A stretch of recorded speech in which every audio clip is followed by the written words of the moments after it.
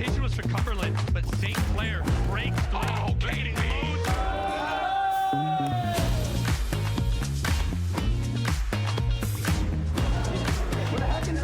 Situation now 1-on-1, 1 HP on this solo, 1 bullet is a 4-person 1v5. Stand against the rest.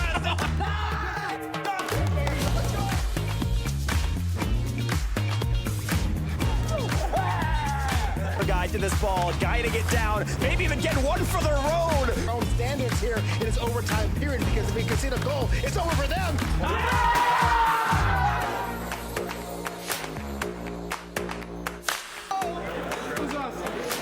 He's doing a lot of damage, but he's got a TP over. He avoids Ego. Bob Waena, no flash, no problem. St. Clair.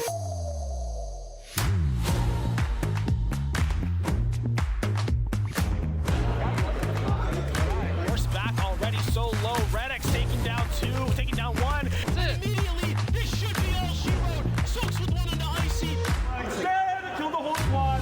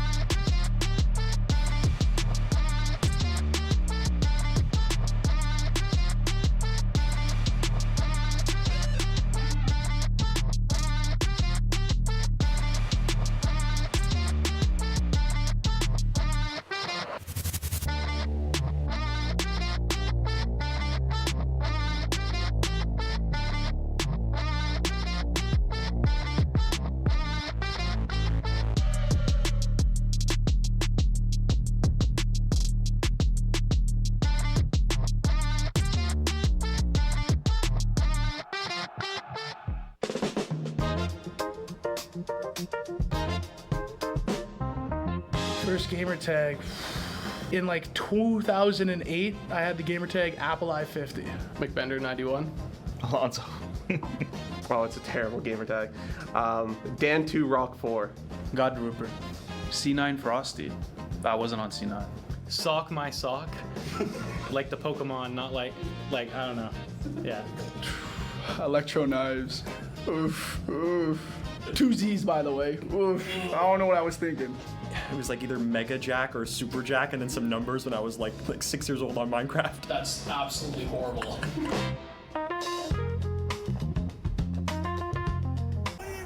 Classic. Alright, what do we got here? Oh, chat, this guy is cooked. Oh, pre-fire. Pop it open. Warming up those fingies. And now he's just not missing any shots? That can't be how that works. Moving on. Oh, obelisk. And chimps in VR helmets. And a legally differentiated enough version of film score.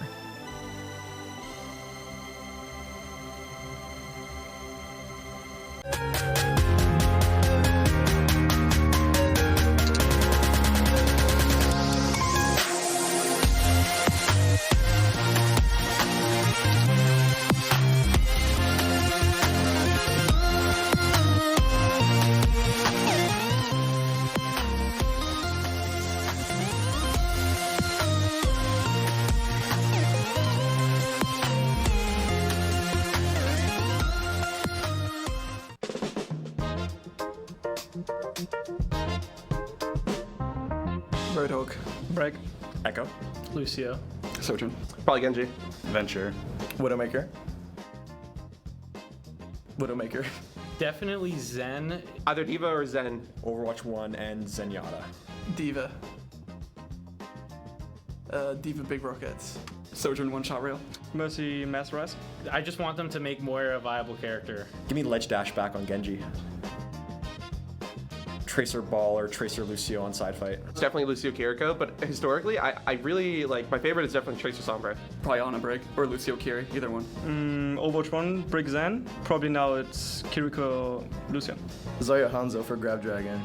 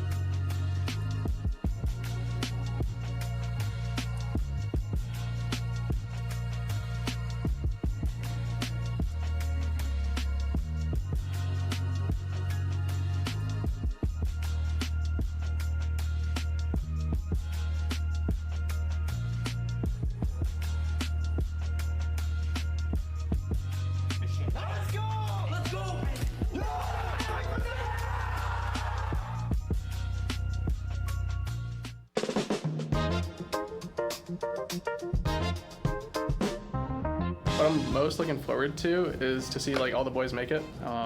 Div Winland. I think it's just a win. Like, our team has been going through a lot of changes. I want to see how far we can push it and see if we can finish third or get like a podium. Looking forward to competing with tough opponents and having a good time with my team. I really want to break that top 5, top 4 threshold. Winning Seal. I'm looking for a revenge on CCL. Getting top 4. To be honest, nothing. I don't really have anything to look forward to. Next semester is what I'm looking forward to. I'm looking to win CCL. We only lost that one, so.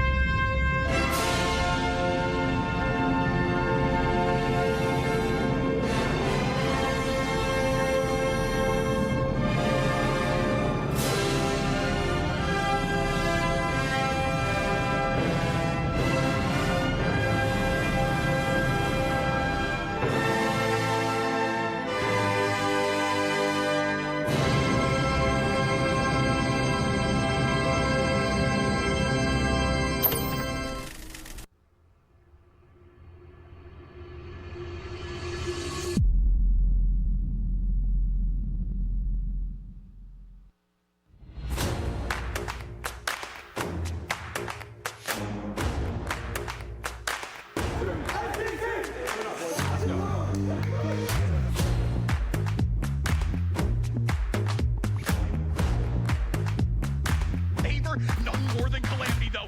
Left in 5, he'll be shut down. The rotation was for Cumberland, but St. Clair breaks through. Oh, kidding me.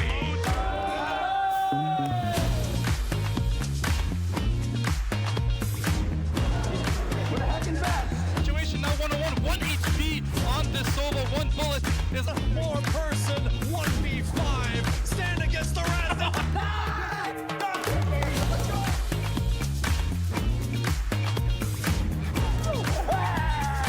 Guy to this ball, guiding it down, maybe even get one for the road. Our own standards here in this overtime period, because if we concede a goal, it's over for them.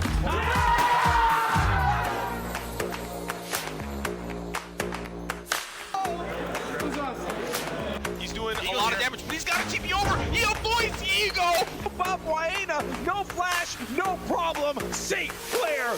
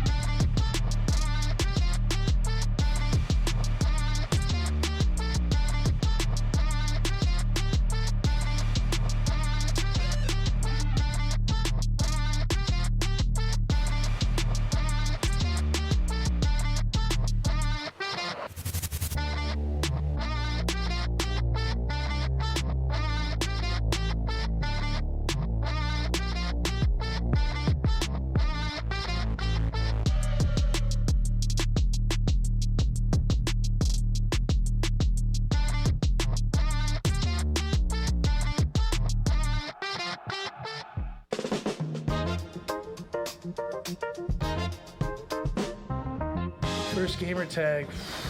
In like 2008, I had the gamer tag Apple i50. McBender 91. Alonso. Oh, it's a terrible gamer tag. Dan2 Rock 4. God Rupert. C9 Frosty. I wasn't on C9. Sock my sock. Like the Pokemon, not like I don't know. Yeah. Electro knives. Oof, oof.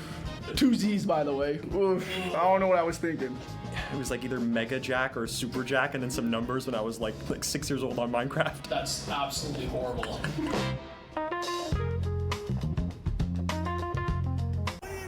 Classic. Alright, what do we got here? Oh, chat, this guy is cooked. Oh, pre-fire. Pop it open. Warming up those fingies. And now he's just not missing any shots? That can't be how that works. Moving on. Oh, obelisk. And chimps in VR helmets. And a legally differentiated enough version of film score.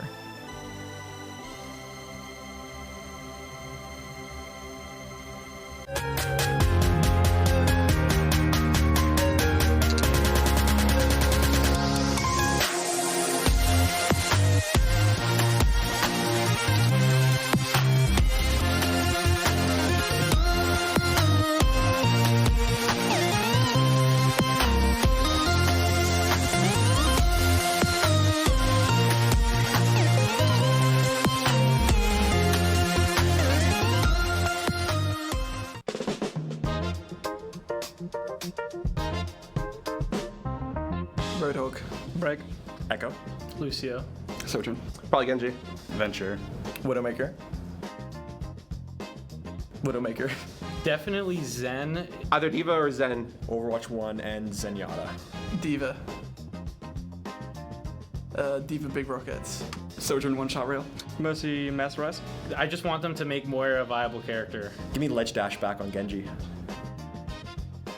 Tracer Ball or Tracer Lucio on side fight. It's definitely Lucio Kiriko, but historically, I really like, my favorite is definitely Tracer Sombra. Probably Ana Break or Lucio Kiri, either one. Overwatch 1, Brick Zen. Probably now it's Kiriko Lucian. Zarya Hanzo for Grab Dragon.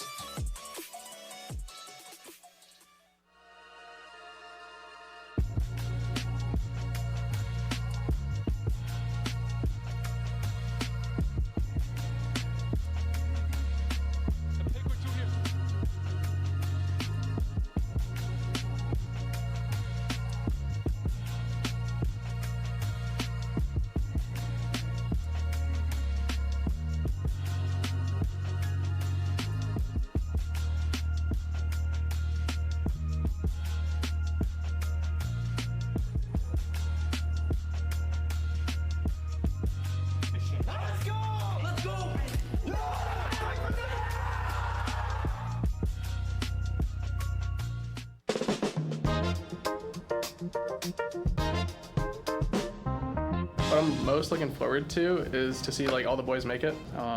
Div Winland. I think it's just a win. Like, our team has been going through a lot of changes. I want to see how far we can push it and see if we can finish third or get like a podium. Looking forward to competing with tough opponents and having a good time with my team. I really want to break that top 5, top 4 threshold.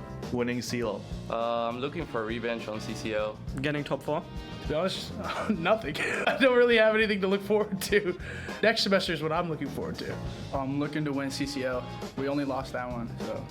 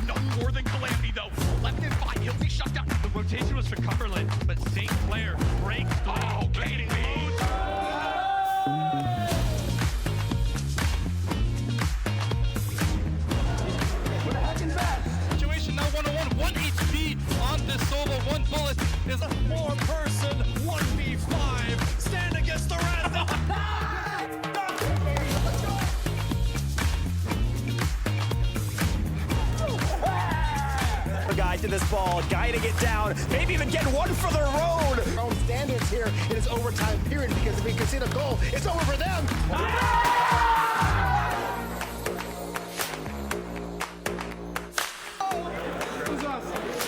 He's doing a lot of damage, but he's got to keep me over. He avoids Ego. Bob Waena, no flash, no problem. Safe, Clair.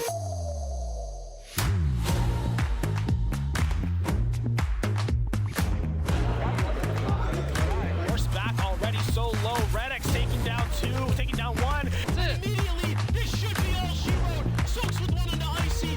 Stand till the whole squad.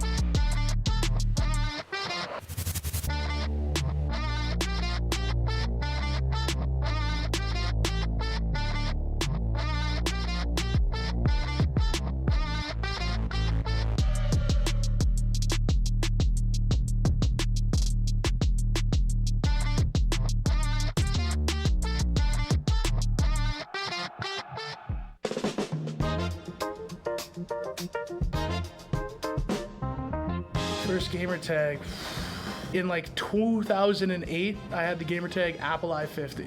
McBender 91. Alonso. Oh, it's a terrible gamer tag. Dan2 Rock 4. God Rupert. C9 Frosty. I wasn't on C9. Sock my sock. Like the Pokemon, not like I don't know. Yeah. Electro Knives. Oof, oof.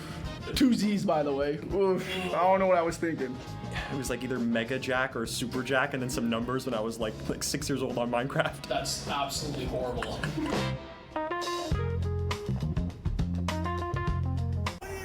Classic.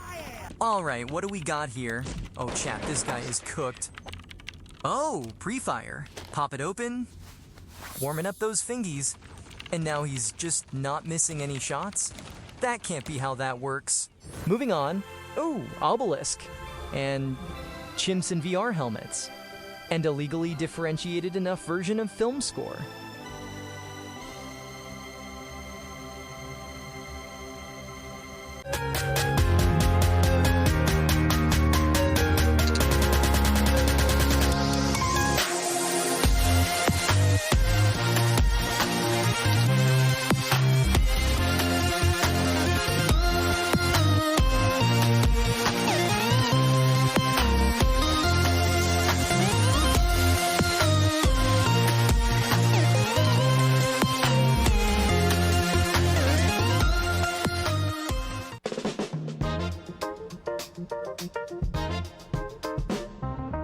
Roadhog. Break. Echo. Lucio. Sojourn. Probably Genji. Venture. Widowmaker. Widowmaker. Definitely Zen. Either Diva or Zen. Overwatch 1 and Zenyatta. Diva. Diva Big Rockets. Sojourn one-shot rail. Mercy Mass Rise. I just want them to make Moira a viable character. Give me ledge dash back on Genji. Tracer Ball or Tracer Lucio on side fight. It's definitely Lucio Kiriko, but historically, I really like, my favorite is definitely Tracer Sombra. Probably Ana Break or Lucio Kiri, either one. Overwatch 1, Brick Zen. Probably now it's Kiriko Lucian. Zarya Hanzo for Grab Dragon.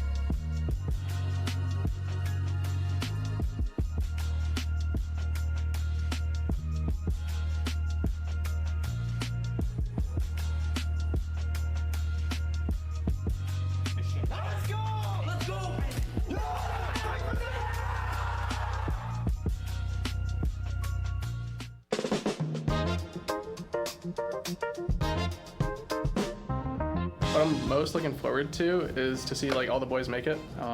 Div Winland. I think it's just a win. Like, our team has been going through a lot of changes. I want to see how far we can push it and see if we can finish third or get like a podium. Looking forward to competing with tough opponents and having a good time with my team. I really want to break that top 5, top 4 threshold. Winning seal. I'm looking for revenge on CCL. Getting top 4. To be honest, nothing. I don't really have anything to look forward to. Next semester is what I'm looking forward to. I'm looking to win CCL. We only lost that one, so.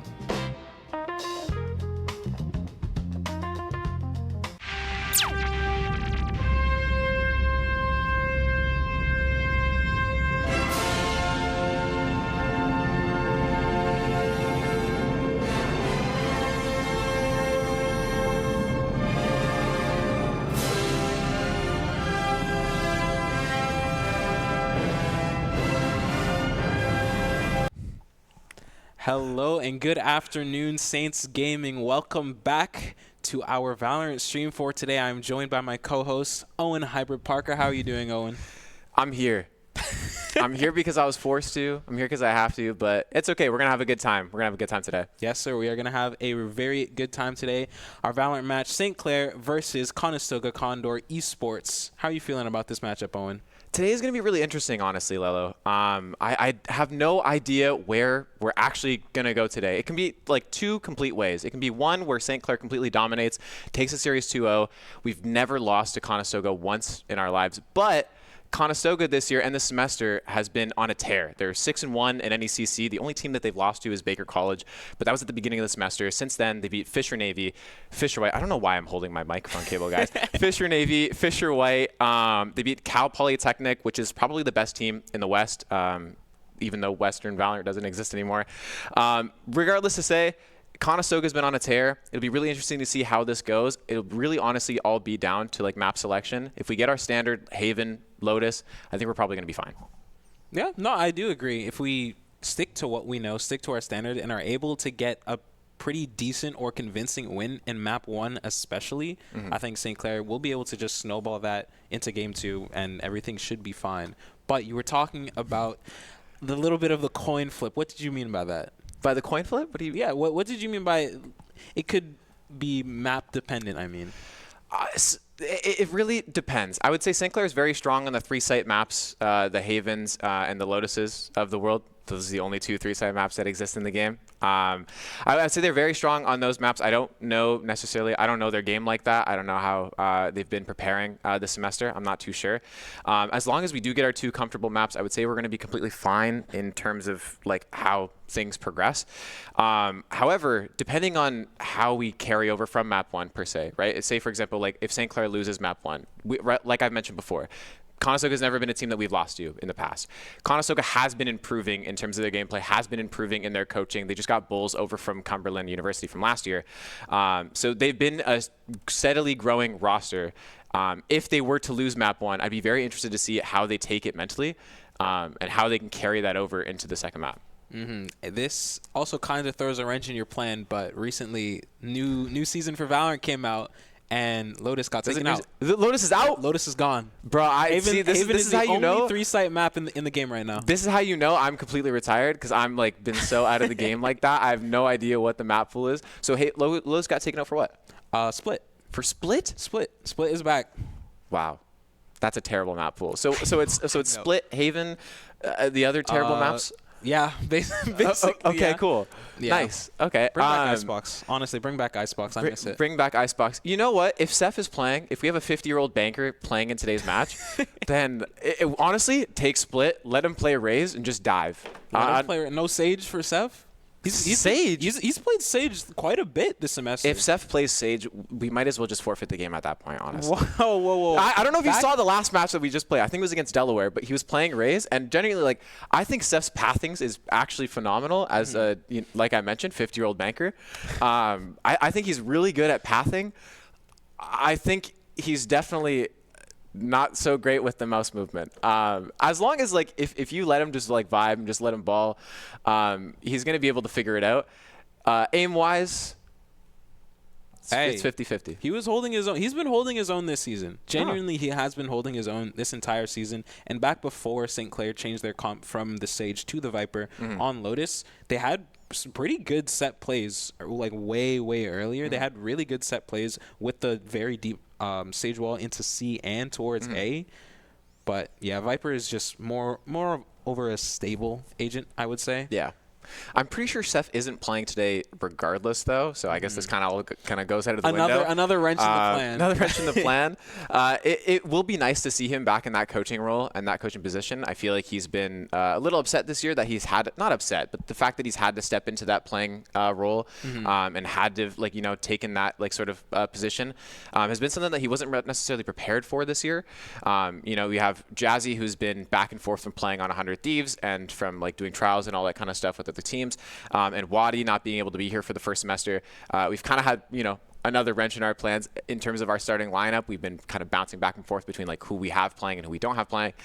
So it is going to be nice to see Seth just be able to take that step back and finally just do what he's supposed to do and just be a coach. I'm going to be pretty interested and pretty excited for that. Definitely. This is one of the few times this entire season, I do believe, that we've had this 5. And as we were talking about this 5, we see Jazzy, Tillo, Taiga, JP, and Instinct rounding out this roster for today. Lots of firepower. Genuinely lots and lots of firepower. I think mainly coming from Jazzy and Instinct themselves. Tillo himself, no slouch, is able to hold his own as that info initiator. Does JP know how to smile in pictures? What is that? No, he's mogging every time. he wants to make sure we know he looks good. And, hey, looks good, he does. Hey, he does look good. He does look good. Every single time. His gameplay looks phenomenal. Hey, bro, put him on that chamber. What do you mean? Every time I see him on the chamber, it's like I always see him in a 1v3. I mean, whether he converts it or he doesn't, that's like all good. But dude is at least picking up like 2 or 3 every time he's on the chamber. Yes. No, he genuinely just clip farms every time he's on chamber, no matter the map, honestly. Yeah. I'm really excited to see that Jazzy's in the lineup. I haven't been able to see her play too much this semester, so I'm really pumped. I've seen her play a lot in like GC and a lot on Keanu back when like she was on Keanu and stuff. So it'll be really exciting to actually see her in action with the St. Clair lineup. Oh, 100%. Taiga himself, my Flash Initiator GOAT. This current meta that we have is kind of interesting, honestly. Oh, getting into mapping. Hey! I said the split. Oh, wait, we double-picked maps. Look at that. We have so much aura. We've picked 2 maps. Conestoga just completely just let us do what we want to do. They actually just let us do anything we want. Split is definitely going to be interesting. I think comms it's definitely going to come down to comms as the real X factor here. Mid can be scary, honestly. Yeah, I don't know. I was pretty confident in Split. I don't know if that's our map pick or Conestoga's map pick. Maybe Prod can like give us the word on that. But I'm pretty confident in Split when we have that like sort of diving duelist, like that Raze. I'm pretty sure Isaac, if we Instinct as well, if we are to take like Split, if that was our map pick, Isaac has to be playing the Raze as far as I'm concerned, as like my assumption. Once again, not familiar with like what their lineup is going to be with Jazzy back in. I'm pretty interested to see how Split goes. Haven is pretty standard for us, obviously. Like St. Clair's been a 3-site map like team forever. I think that's just honestly the entire collegiate landscape. It's just Haven, Lotus. Now that Lotus isn't in, I guess Split, but Haven, Lotus, and Ascent is just kind of how everything goes in collegiate Valorant. Pearl, I'm pretty honestly surprised to see as the decider. We'll be interested to see your thoughts on that. Honestly, I was leaning more towards playing Corrode, if anything. Corrode? Corrode over Pearl for sure. Battle of the mid. Battle of the mid. Yes, Battle of the mid. I've played Corrode like in ranked twice. Every time I've played Corrode, I've alt F4'd. And since then, I just dodge. Insta dodge as soon as I see Corrode. No. Corrode is a good map. Yeah. Yeah. Hello? Yeah, sure. You sound like you don't believe me, Owen. What's happening? Yeah, it's definitely a good map. I appreciate Riot Games for bringing Corrode into the map pool. Very thankful for that. They're very thankful for you taking out Lotus and adding in Split. Good job, guys. Thank you, Riot Games. But yeah, I think, honestly, with Jazzy especially, opening up that double duelist for St. Clair to be able to pick, because they haven't really been able to do so most of the season. As you were saying with Seth, he was playing more of the supportive role, more of an anchor role, second Sentinel Viper type player. But now with Jazzy, we could see some Raze, Neon, some maybe ISO being pulled out for Jazzy.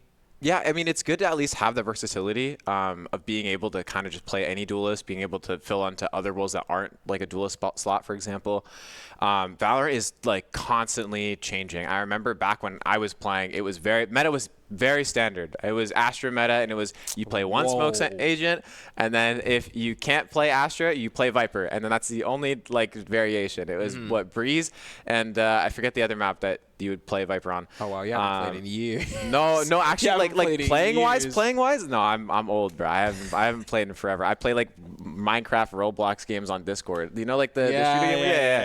Yeah. I mean, like Valorant used to be a very standard game, very not, I guess, linear in terms of like how comps were, for example. But now with the amount of agents that we have, the amount of changes that we constantly have coming into the game, you need to have people who can flex on, different roles and stuff. And having a lineup who basically can play anything realistically. Like Instinct can go from a Sensi if you wanted to a Smokes player, to a Duelist player. So if you wanted to run that double dive comp, like you said, like double Duelist comp, you're easily able to do that. If you wanted to do a double Initiator comp, you're easily able to do that because of the people that we have on our team. Me personally, I want to see Yoru Wele. I think, for one, with the most recent changes and the cooldown timers that every single agent got hit with, I think Duelist is just the best role in the game by far. We should just run 5 Duelists. We just run 5 Duelists. I mean, like, we have the lineup for that. We might as well. Hey. No. Listen, if they're listening right now and they do that, actually, 10 gifted for everybody right now out of my pocket. 10 gifted for everyone Every out single of your person pocket. out of my pocket. Each. Shout out St. Clair College. Shout out St. Clair College, of course. But no, as I was talking about, I think Yoru Wele is like one of, if not the strongest duelist combo in the game right now. Just Wele. Yoru's just been on a tear for like, what, 6 months? 7 months? He got nerfed still, and he's still everyone still plays one of the best duelists in the game right now. It is actually insane. But yeah, it's looking interesting. Prod is yelling at me to wrap it up. I'm sorry. I'm yapping a little bit. Our fault, Prod. Our fault. So sorry about that. Anyways, looking at agents, I mean, the double dive comp honestly probably won't be coming out, considering that it's like split. But yeah, as I mentioned before, seeing Instinct on the Raze makes a lot of sense. Really interested to see that Jazzy's playing Sky here. As I mentioned, though, like I said, St. Clair College's entire team is fully able to flex onto any single role that they want to. We've seen Tyga play Clove. We've seen Tyga play Phoenix. So, having that ability to flex on other things based off of your other teammates' strengths and weaknesses is obviously a really good benefit. as I mentioned, Instinct is probably the best race player that we have in the lineup. Jazzy's probably, if we are to play another map, we'll probably fill out that like duelist role, you know, for other comps. But, you know, very interested to see how this kind of plans out. Looks like it's sort of a slight mirror comp, aside from like the Sage and the Chamber difference between St. Clair and Conestoga. The names are flipped on the overlay, but St. Clair is on the right, Conestoga is on the left. But yeah, what are your thoughts on the comp? Thoughts on the comp? Honestly, JP on the Viper, a little bit of an interesting pick, but I do believe Viper is absolutely essential on split. Like everyone needs to be playing this Viper, and I think St. Clair have more of the standard composition. They're I would say both are pretty standard. Realistically, the only difference is just like that Sage and Chamber difference. That just takes it takes over mid control realistically. Yeah. I think St. Clair especially need to be much more proactive as opposed to Conestoga, who have the Chamber, have that anchor, that infinite range trip. They're able to do quite a bit with that. But we will be getting right here into game number 1, seeing what's going to be the plan for this pistol round. Honestly, I wouldn't mind a little bit of utility bait towards the B site, maybe forcing this Chamber to TP early and just trying to get him off of that B line and giving Conestoga that security would be more in our favor. Yeah, I mean, like it looks like Conestoga is going for, I mean, at least what I would say is going to go for like an early contact, try to pick, like probably use Sky Flash around the corner. You know, try and start some early presence, at least over towards the A main space. Seems like St. Clair is very aware of this, staying back towards sewers and allowing that flash to come through. Now Conestoga doesn't have a clue that St. Clair is there, aside from the fact that the Sky God just came out. But, I mean, we're going to see an early fight come out pretty much immediately. Non ends up picking up Jazzy from the nade, and they fall off and reposition. Tillo walking up towards this B site is getting taken out by Navek. Taiga left alone by himself in mid, just trying to make a play, trying to find Trey, but the double swing from Heaven, the jiggle, is able to spot out Taiga, but they don't know that JP is close as well. Viper Orb getting repopped instantly by himself towards this B site. Trying to find one. There. Not sure he's aware of the 3-stack. Knows this Chamber is close. Last player standing. For Willie, but that is the round number 1 for Conestoga.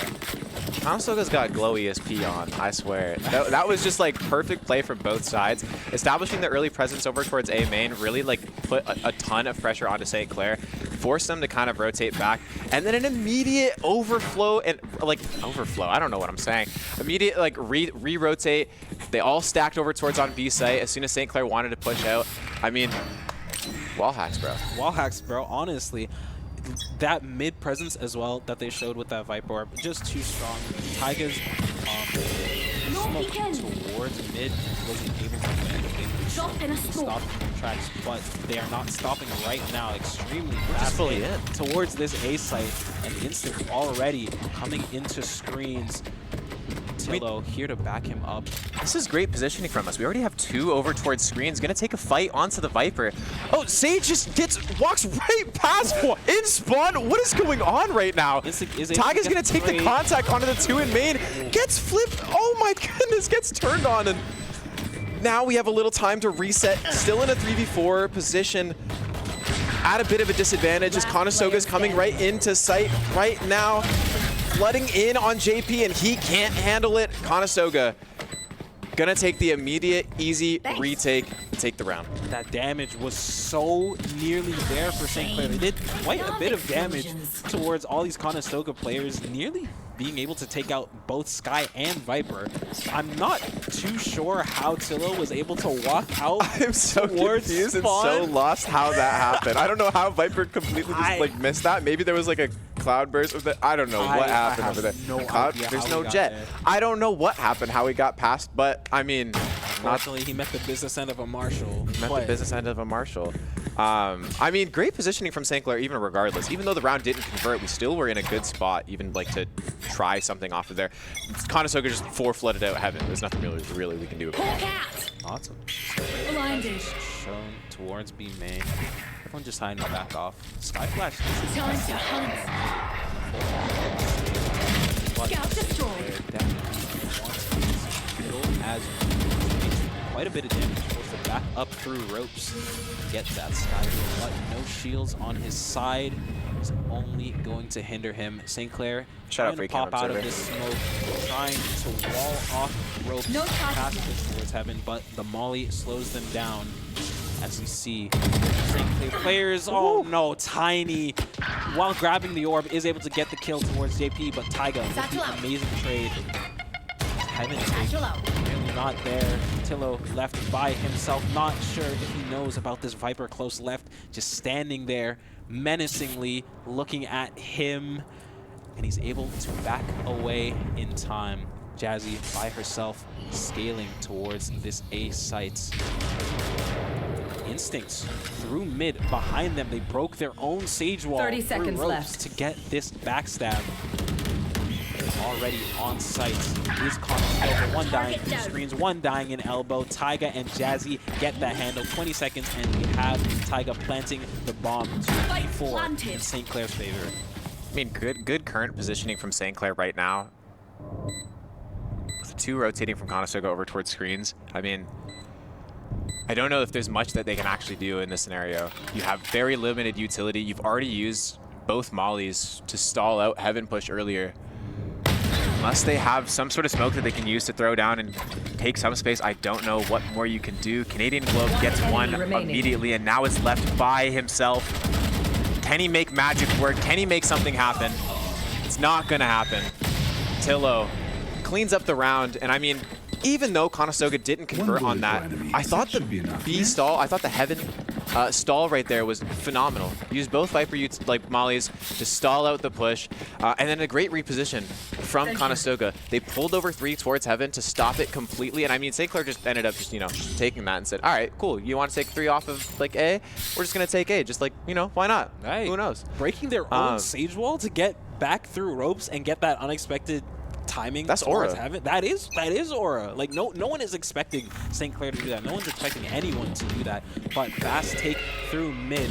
As we see 2 just chilling out off that left side. JP is able to find that 1 kill on ramps towards Non.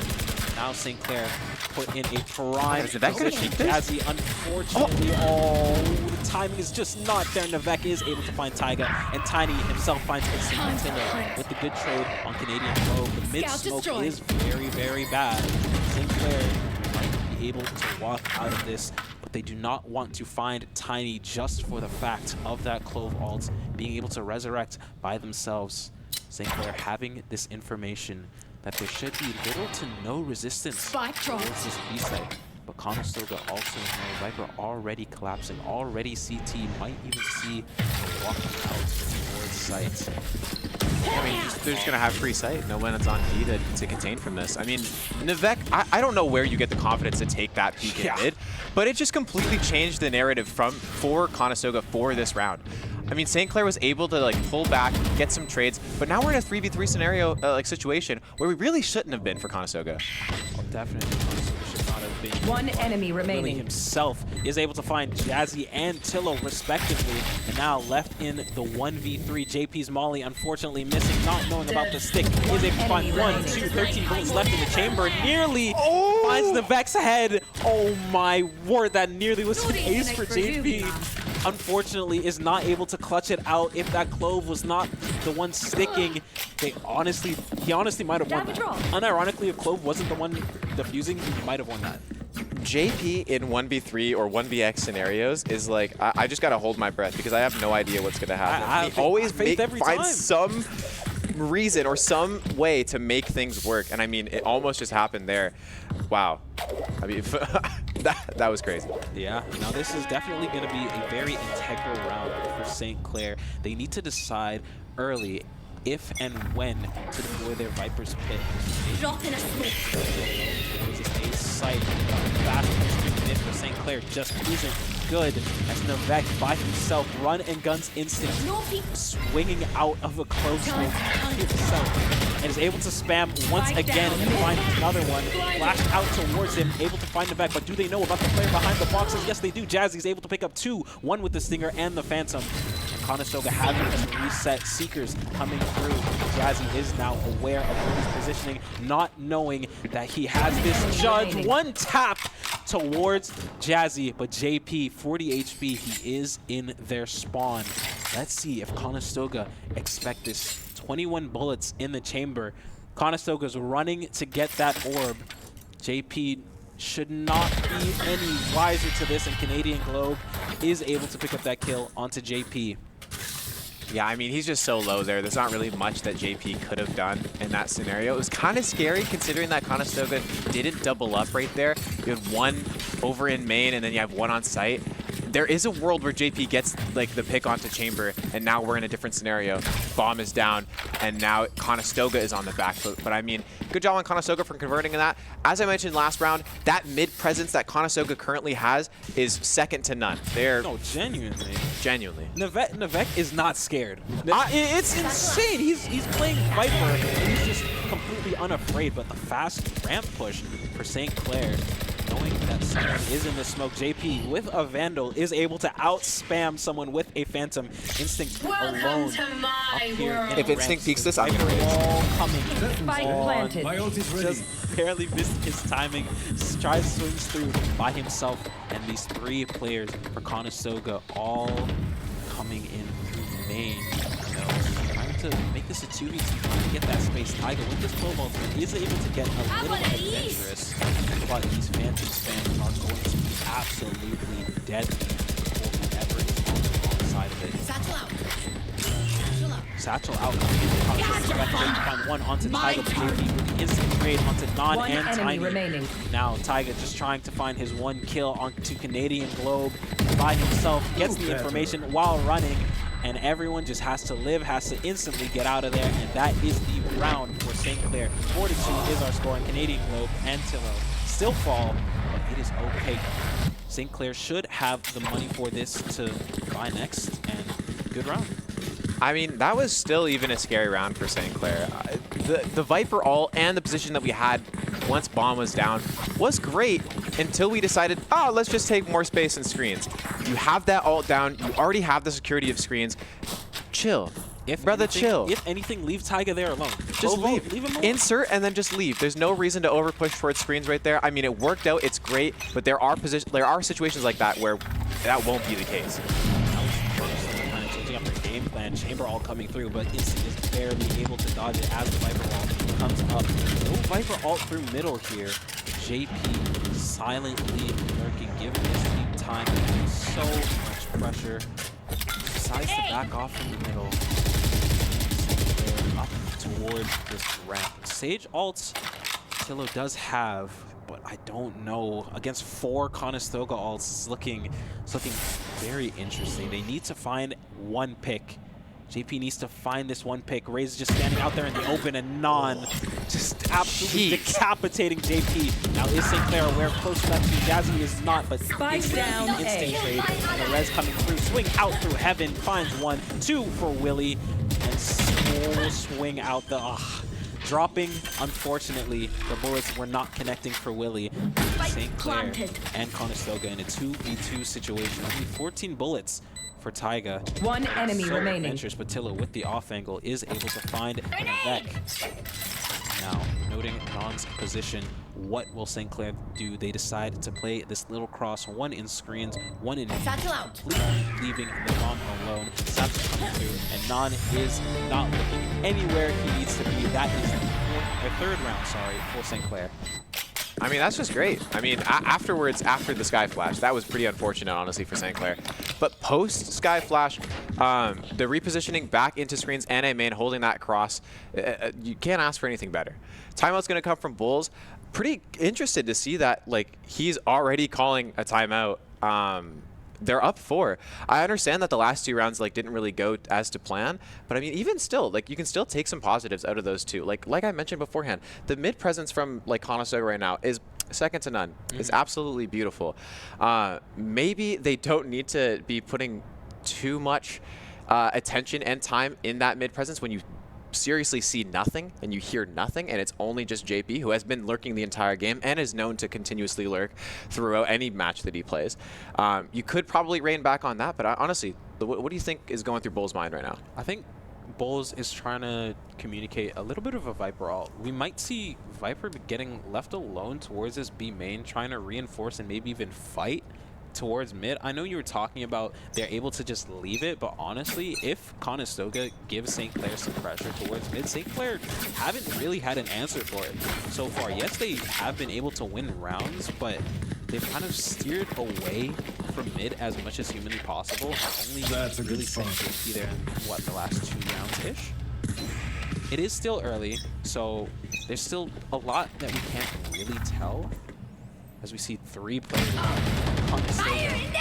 towards his main, instantly popping his race ball, trying to find one, is not able to with the long range judge left on 69 HP. Can't find anything. The Conestoga themselves popping their raise all gets absolutely slammed by the fact this guy knows where everyone is. JP also falling to that raise all. Now this is a dangerous round for St. Clair. With the lower weapons that Conestoga has, St. Clair just needed to play their range, play their utility as best as possible, but unfortunately, the showstopper miss from Instinct is the first piece of the puzzle that made everything fall apart. But St. Clair is down, but not out. Unfortunately, Tillo falling to that 1-2 swing in B main. Last player standing. Ropes, Tiny finding as he falls to Tiny, and that is the round for Conestoga. You know, forget what I said about mid presence. Just keep it, bro. Every time that they decide to like 3-stack mid, it just works out well for them. I don't know if they got glow ESP or anything like that. Maybe I shouldn't be saying that, but honestly, every time that they do put that mid presence there, things just like end up working out so well. I mean, it'd be interesting to see what happens, I guess, this round, but. Definitely, that Viper orb through mid is so incredibly strong. Can I get a drop? What Clair needs to do here is try and wall off one side of the mid as early as possible. Note where Conestoga is and how many they are by how many. Satchel out. Just to drive and get some pushback. Again, Instinct, fast satchel up towards ramp, is able to find Willie as the Viper wall is coming up. Now Instinct, wanting to get this time and wanting to swing through this wall early, is able to find it up to heaven by himself. Meets Nevek's Phantom, and as Jazzy also falls, Spike does fall, but St. Clair's instantly able to retrieve it. Once again at a deficit, St. Clair needs to find something, give JP time. He's coming through ropes. Conestoga trying to backstab Tiger with the amazing shot. Give JP time. Tillo just has to live as best as possible. No, he does not. But Tillo finds 1, nearly is able to get 2. Nevek with the 3K coming in for Conestoga. That is 6-3 with no Viper ult coming out for the side of Conestoga. Really surprising, honestly. Conestoga hears 1 audible cue and then immediately herd rotates over towards wherever they heard it from. I mean, the instant rotates I'm seeing from Conestoga, they're working really well because St. Clair isn't like, you know, it isn't faking anything, isn't depositing and then re-rotating over. I mean, the gamble stacks are working. I'm just very surprised to see how quickly Conestoga is going from, hey, I heard raise satchel up towards ramp, let's all pull over. I think if St. Clair lose this next round, they definitely need to take a time out and get that deposit. Because the conditioning hasn't really been there. Swings out of his own close with ult. He's just not afraid whatsoever.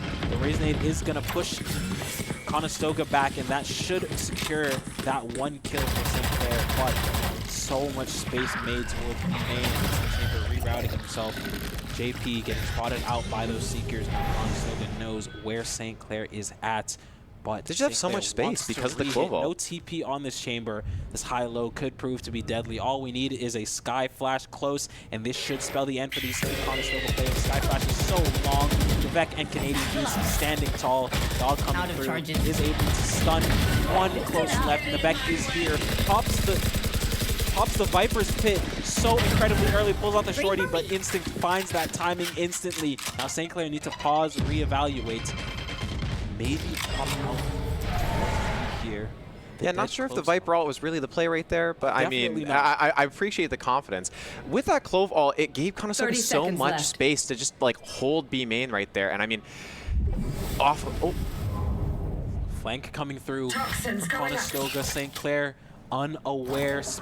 18 seconds left on the clock, and Conestoga knows exactly where St. Clair is, exactly where they need to be. One on site, one on this flank, this garage flank. 10 seconds left. So incredibly deadly, but Instinct with the spike is able to get there. Non is able to find a JP with the backstab.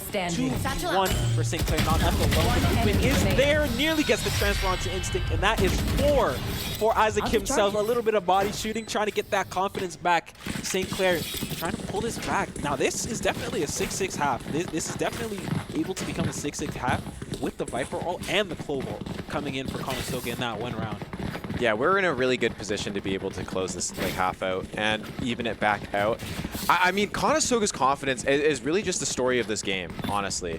The ability to peek out of any smoke that you place. You just place down a Clove smoke and you're already swinging out. I mean, I have no idea what I'm seeing, but I love it. I would be terrified of some person like that, honestly. The Rams push coming through, and instantly able to find Non. Spam is able to get the tags, but Canadian Goose finds that pick on JP. Like, look down mid. There's already a chamber all the way down going through our spawn right now. Conestoga is the most confident team of all time. Conestoga have everything, honestly. So many of their bases covered. Yes, the result comes through, and this should be the site for St. Clair, but it's looking so dangerous. Double flank, 2 in heaven, and St. Clair is planting for heaven and main. This is decides to get off. Good flip. And plant for main, but yeah, once again, this is looking so scary for Look at Taiga right now. Taiga left alone towards ramp, is able to find one, turns around, looks at the flank, notes the Chamber's presence, unaware of the Viper, and the Clove back. Taiga with the ult, it doesn't matter. Pops it, tries to draw his teammates over, gets shot down to 20 HP. Viper Molly coming through. Oh no, tiny Canadian Goose and Navek with the retake. Honestly, flawlessly executed retake. Taiga almost survived that. Yeah, if Taiga lived that and was able to get one, it genuinely was winnable. I think there was a little bit of over-peaking there for St. Clair. Just leave Taiga alone, maybe bait for him, jiggle, jump, last round in the half. Really try and take those fights because you have a close right to Conestoga, and they need to push. The clock is running down on that spike time. Yeah, we don't need to be over-peaking there. St. Clair really just needs to be playing off those trades. As you mentioned, Clove has all not really in a dire position realistically because you can just all get right back out. St. Clair's position needs to be, okay, I understand that we have a Clove ult. I could just re-peek based off of their contact, and then we're good. And then we're chilling. And realistically, that needs to be the play for both teams. Both teams are becoming a little too overzealous, over-peaking in a lot of different areas, and just don't have anybody to back off the trades. Isaac dashing right in, satcheling right into sight with the shotgun, can't find the Clove. Clove is going to position back over to CT. Non gets the peek from heaven and immediately falls from Taiga. And Navek is there to find the trade, can't get nothing to go, and is putting too much pressure where Tiny is able to come in and find one himself. Instinct going to take a minute, get bomb down, and now St. Clair has time to at least somewhat reposition. One in hell, one underneath heaven. Canadian Globe needs to find Taiga. If Canadian Globe finds Taiga or anything, they're going to be able to take some space. Canadian Globe finds one, TP's back out, and Taiga's just left in no man's land, has nothing to say. Instinct by himself. I've seen it happen. I don't know if it's going to happen again, and he almost makes it go.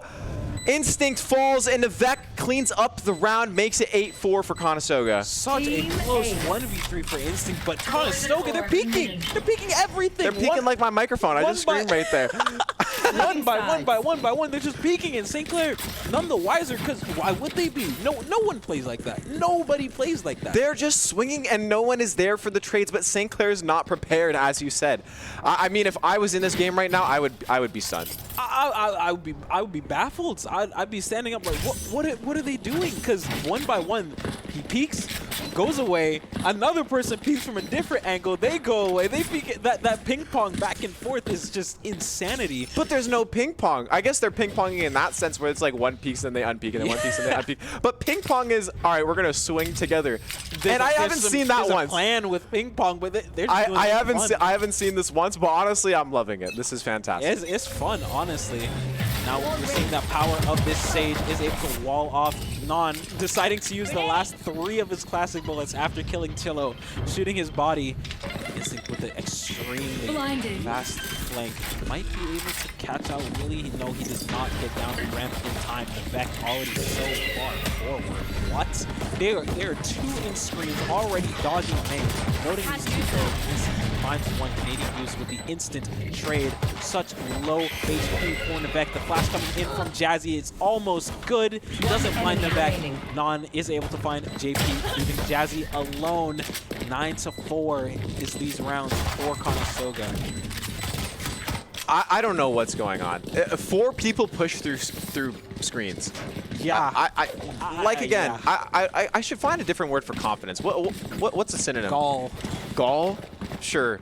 The gall of Conestoga. Actually, I can't. 4 people pushing through screens. They planted and they said, nah, we're good. We're just going to take as much space as possible. I want to fight. And I love it. And it's working for them. St. Clair isn't playing together. St. Clair is not going in buddies. They don't have anybody to follow up off of the trades. So if Conestoga just wants to go up, go with 4 and find 1, they're still in a way better scenario than like playing the very standard, like, okay, we're going to hold back. We're going to play it slow. We're going to reposition and just play sight.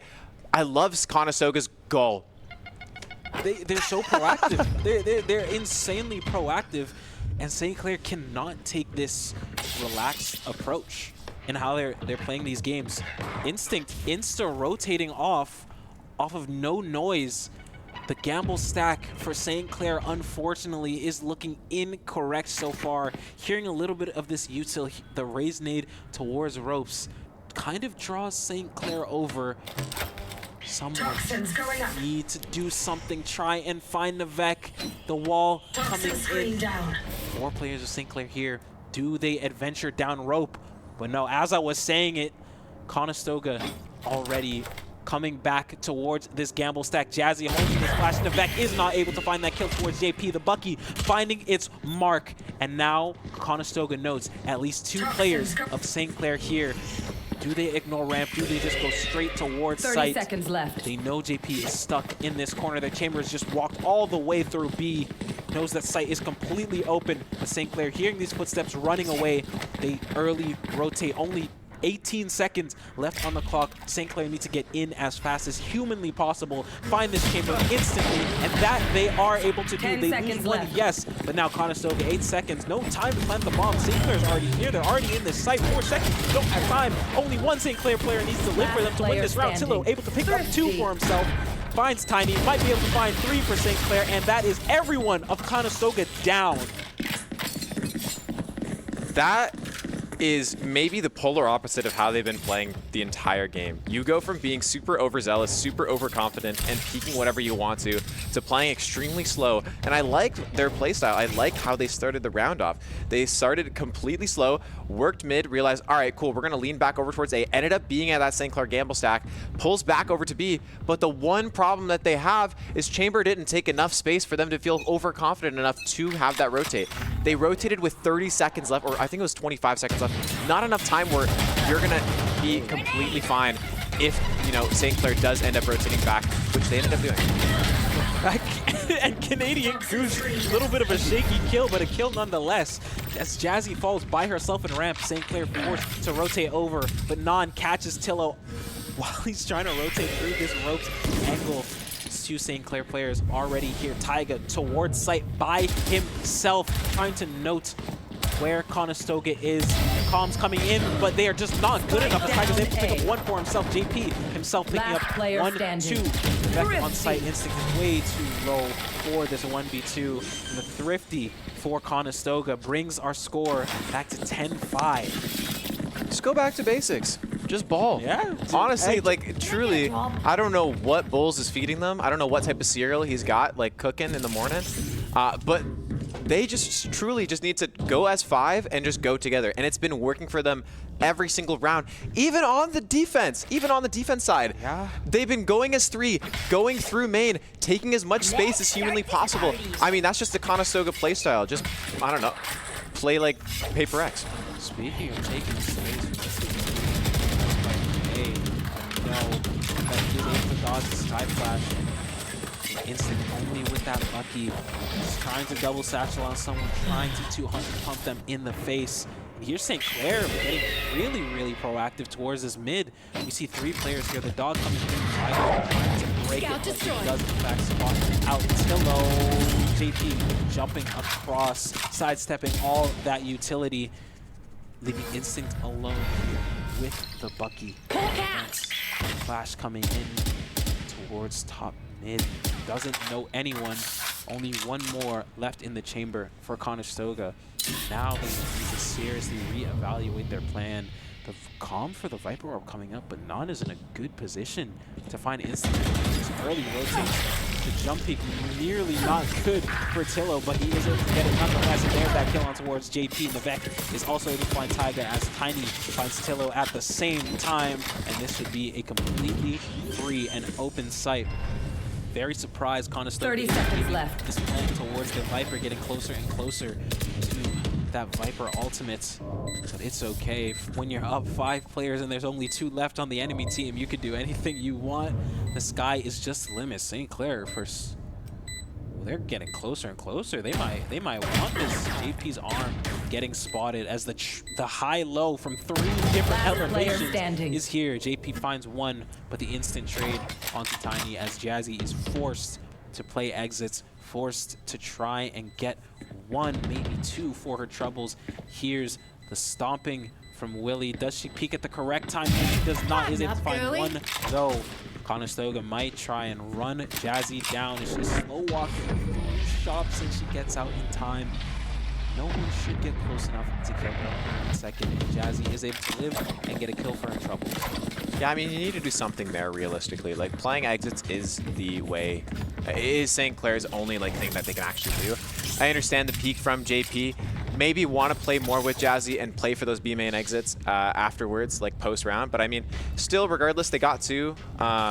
Were able to get some guns out of their hands. I'm not sure if it actually gave them that much value, considering that, yeah, Conestoga's economy is really just in such a good place, unlike the Canadian economy. So I mean, hey, we'll see what that actually ends up doing for them. But I mean, okay, let's just straight up just walk through B main. I'm down for it though. I'm down for it. Don knows no fear. This is basically a ranked play, but Taiga with the metal and the Raise nade from Instinct is able to pick up 2 as the Raise ultimate was popped on the side of Conestoga, and they instantly all fall to that Odin. Now, this is what we are talking about. St. Clair's having a little bit of fun with it. Taiga running, gunning in that B main to those fully bind players is able to pick up 1, but he does fall for his troubles. The flash is not good, but Jazzy does not care. Swings onto Canadian Globe and picks up that kill. That is the 6th round on the board for St. Clair. I didn't know that Brock went to St. Clair. I had no idea that we had Brock playing for our team. Hey, now you know. I don't know what I just watched.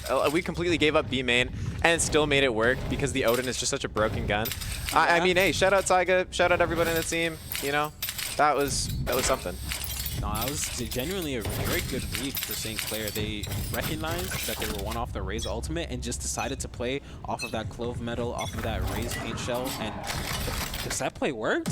They did so much damage with the metal and the nade that Taiga was just able to spam while smoke through heaven and pick up 2 for himself. You see him again.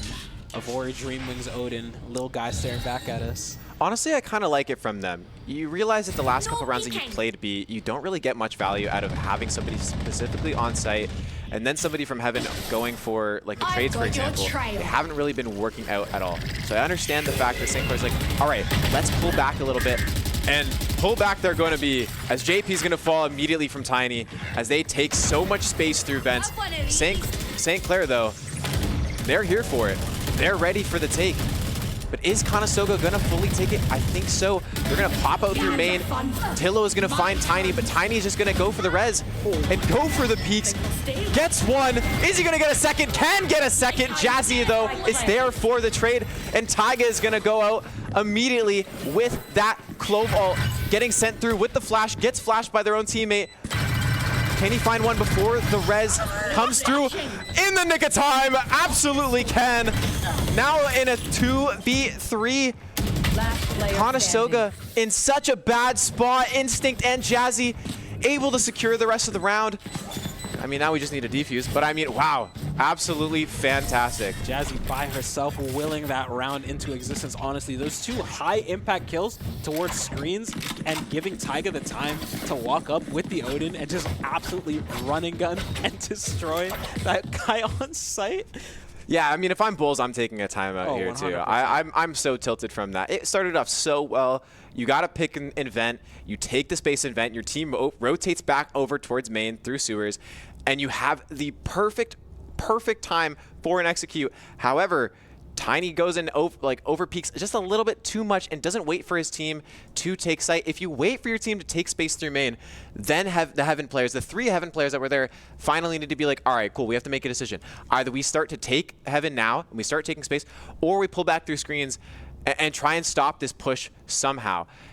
If you're Tiny there, you just need to take a second, you need to chill. I mean, it still ended up working out well for them. They got 2 after the ultimate, but I mean, even still, if you're Bulls there, I kind of understand the timeout. And now, for the first or second time this entire map, Conestoga's on the back foot monetarily. They are looking to go into a save for this round. Meanwhile, St. Clair, 4 ults coming through, and Taiga, I believe, having 1 or 2 orbs already, close to that Clove Res once again. Conestoga needs to make something happen here. They need to try and flip the pace, and that they might do. We could see Tillo getting dunked on once again by that raise, but Jazzy is here for the backup this time. This is not a pistol round. You have enough ultimates here for St. Clair where we don't need to be playing like super up close in main. There it is, Bucky trying to 200 pump Tillo, but he gets back in time as the Sage Wall instantly falls. Taiga's able to buy himself. Swinging B main, he does not care. Canadian Globe falls. Now St. Clair have so much security with Conestoga already. They're in through vents. JP, I'm not sure what he's listening to. The amazing nade from Instinct picks up 1, 2. His ultimate picks up 1 as well. Sorry, 3 kills, only utility. Instinct did not see a single person so far this round. Double satchels on, and the Phantom spam nearly wasn't there. But that is the 4K for Instinct, and JP scared me. Oh my goodness. We might need to buy JP some in-ears, honestly. I don't know what he was hearing. Me personally, I'm on the desk. I heard the drop in sewers. I heard the rope go up. I mean, so hey. Loud banging down through rope, and JP still holding mid, steady and true. But hey, he's doing his job. He's doing what he's supposed to do. And I mean, this is what I mean. We have a lot of ultimates to the point where we don't need to like overdo anything. We don't need to take too much space. I mean, it ended up working out well for us anyways afterwards. But I mean, even still, I love our current positioning right now. Don't give Conestoga anything in this scenario. We don't. I mean, we've just given them all events, but don't give them anything by taking too much space. Yeah, Conestoga, they do not care. They instantly ignore the Viper ult coming through mid, and they're already up towards vents. Jazzy and Instinct left alone towards this A site. They really don't know. Jazzy spawns out one. Decides to double up. Instinct, unfortunately, Instinct only has this operator by his side. The swap is on. Play this close angle with the judge. St. Clair spots it out. Welcome to my world. For Conestoga. Now this is looking scary for St. Clair, but Jazzy by herself and picks up 1. St. Clair knows that they could flank through mid as Taiga with the Odin is able to find that Tillo falls to Canadian Globe, and now so much pressure just by this chamber being in mid. St. Clair has to be so wary, really forcing so much time out for the side of Conestoga. Flashes through, gets down to 1 HP from the poke man and finds 1 for himself. Nearly finds 2. Taiga with the judge finds him. Oh, and back the mouse. He's playing too low a sense. Turn towards Jazzy there. Left to 1 HP. Taiga cannot defuse by himself. Unfortunately, no time for Jazzy, and that should be the 12th round on the board for Conestoga. I'm surprised that they still were able to convert on that. That was a 4v2 for Conestoga. Basically a 4v2 considering the Chamber couldn't make a decision on whether or not they wanted to go through sewers or go back into vents. Chamber was in such a bad spot and still was able to come back over. And I mean, it still worked out very well for them. Very shocked about how they were able to convert on that 4v. Basically a 4v2. No, the Viper ultimate coming through, just the mere presence of Chamber through mid stalled so much time that Conestoga needed. As we saw, Jazzy, I got yous, okay? she just didn't have enough time. But another broken buy, so incredible. You want to play? Let's play. Gamer ult makes it a little bit more fair. The Sage Wall definitely isn't having to use all of his classic bullets, trying to break that alone as Conestoga using early. Mid as Jazzy with the flash by herself, does not need instinct behind her. Picks up one. JP, unfortunately, this off is so hard on a map like this. Tiny does not care. Oh my word, 1v1 in the Odin like that. But JP with the shorty picks up the kill onto non-instinct stun barrel, getting spotted. It's Tiny opening up the site alone. Tilla with the nice shot. No matter if he's opping or not, finds 1, 2, 3. And that's the 9th round on the board for St. Clair. I mean, go off, Tillo. I mean, okay. Just go and get 3 of your own just individually. I mean, you mentioned right there before that Jazzy didn't need instinct to follow up, but I feel like that's where things are sort of slipping in this game. We don't have enough people going with each other. You had Jazzy go for a flash peek just by herself, when instinct could have been in a better position to take that fight immediately, and then Jazzy's there able to follow up. There are things like this that have continuously been happening in the game for both sides, where that is really going to be the difference maker. Can St. Clair play together? Is Conestoga going to be able to ball up? Who knows? We'll see. Maybe fast save Conestoga with instinct, able to find the pixel, takes off Non's head clean off. Conestoga forced to reset, but no smoke through mid. JP's op is free to roam. As Tiny instantly falls. JP taking this timing with Tillo.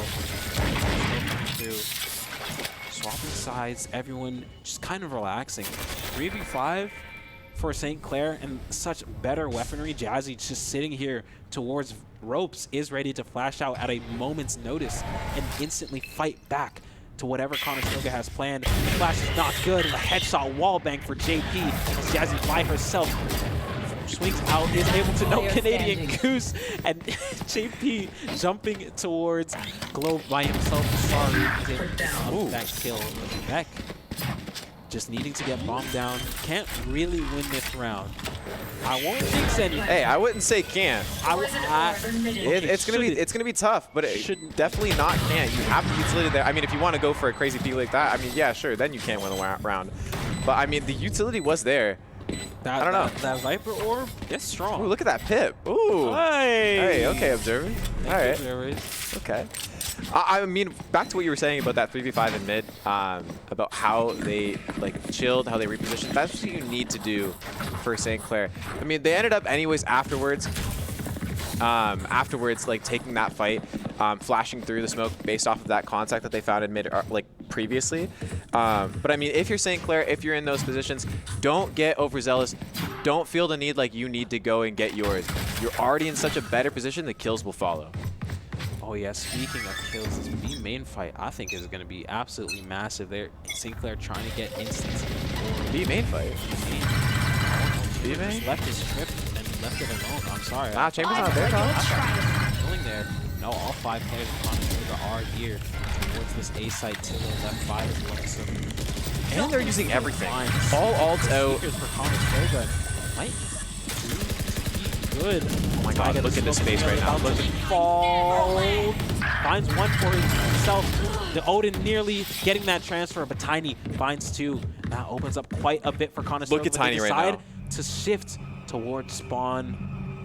Just jiggling, trying to see if anyone's there, trying to see if St. Clair is overstepping. Everyone just trying to hold their ground. I mean, they're pinched right now. There's not really much that they can do. They can't go too far. Tillo, Tiny, being forced to use the res now. Jazzy has to speed up towards heaven here. Has to try and help Tillo find 1, 2 onto Tiny. And now 3v2 for St. Clair. The bomb is going down.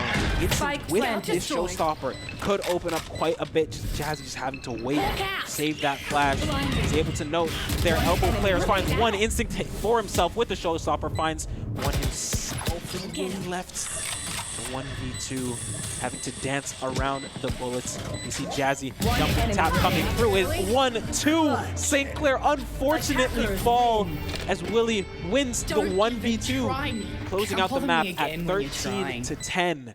Unfortunately, not going St. Clair's way. That's how you close out the half, or that's how you close out the map. That's how they close out the map. Unfortunate. That's insane. I mean, Conestoga, even though that they took a lot of space in heaven, they were in, I wouldn't say the best scenario. They weren't in the best position possible. They were pinched from all sides. They were pinched from heaven. They were pinched from sight. They were pinched from CT, and still somehow made it to work. I mean, Conestoga has been playing this we're gonna ball mentality and we're just gonna go wherever we want to go, and it's just been working out so well for them, to the point where, I mean, we've been noticing it through St. Clair's gameplay, and we've been noticing it through, I guess, Conestoga's gameplay on defense, where we don't have anybody to follow up off of that pick, right? If Conestoga is gonna take 3 and go to site, guess what? There's only one person on site. There's no one else to follow up based off of that. So if you're Conestoga, keep doing what you're doing, man. I don't know, Bulls, what you've been cooking up, but keep it up, because if St. Clair can't capitalize off of that, if St. Clair doesn't want to call a timeout and say, hey guys, we need to play together, keep doing what you're doing, because it's gonna work. Oh yeah, and the discussion is going to be lengthy going into the second match. St. Clair are going to need to talk about some mistakes that they made that map. They're going to need to talk about how they want to change, maybe do some more team fighting, maybe take a little bit more space, especially towards mid on their defensive rounds. But we will see going into our second map very soon as we take a short break. Be right back.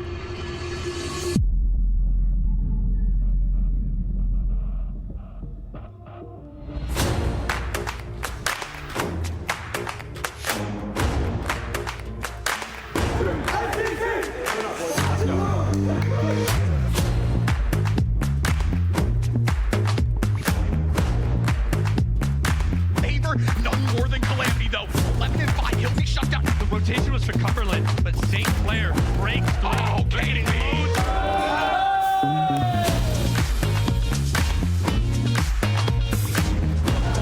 What the heck is that?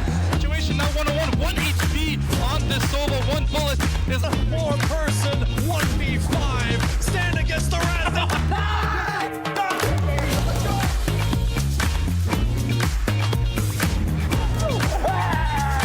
Guy to this ball, guiding it down, maybe even get one for the road. Our own standards here in this overtime period, because if we concede a goal, it's over for them.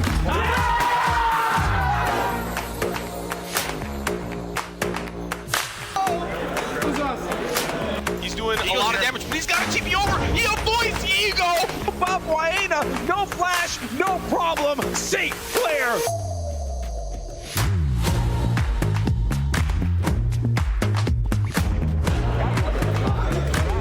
Back already so low. Redx taking down 2, taking down 1. Immediately, this should be all she wrote. Soaks with 1 on the icy. Stand, kill the whole squad.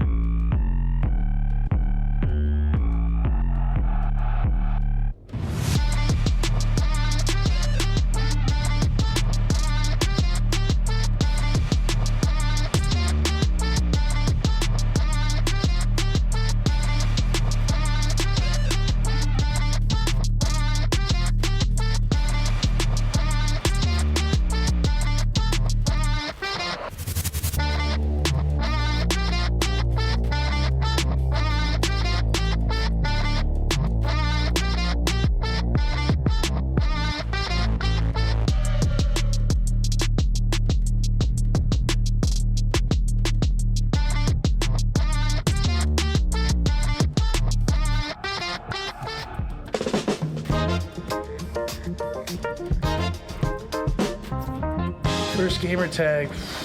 In like 2008, I had the gamer tag Apple I-50. McBender 91. Alonso. Oh, it's a terrible gamer tag. Dan2 Rock 4. God Rupert. C9 Frosty. I wasn't on C9. Sock my sock. Like the Pokemon, not like I don't know. Yeah. Electro Knives.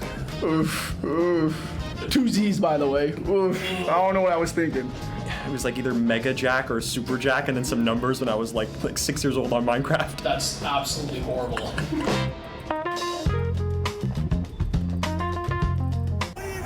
Classic. Alright, what do we got here? Oh chat, this guy is cooked. Oh, pre-fire. Pop it open. Warming up those fingies. And now he's just not missing any shots? That can't be how that works. Moving on. Oh, obelisk. And chimps in VR helmets. And a legally differentiated enough version of film score.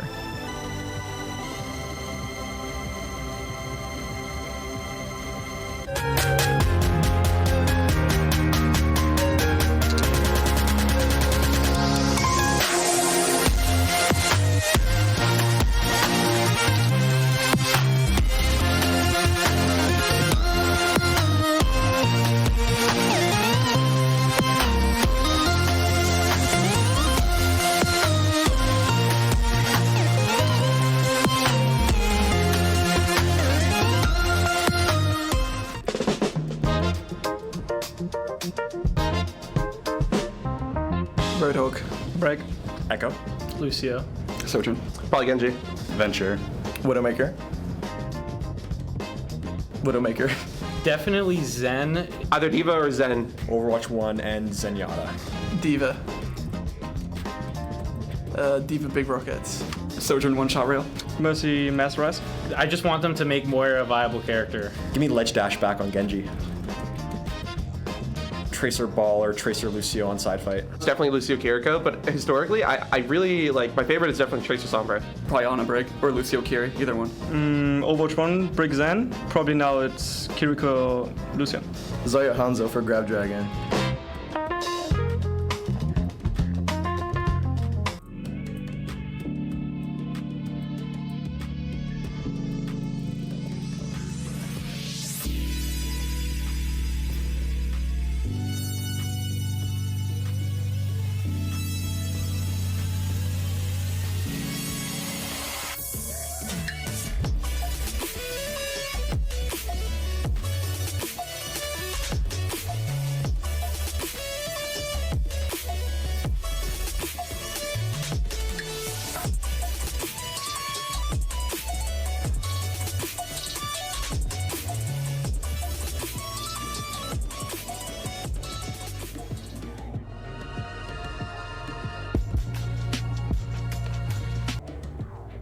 All right, well, I'm opening up the show now because Lelo is eating a rice cracker. How's everyone going?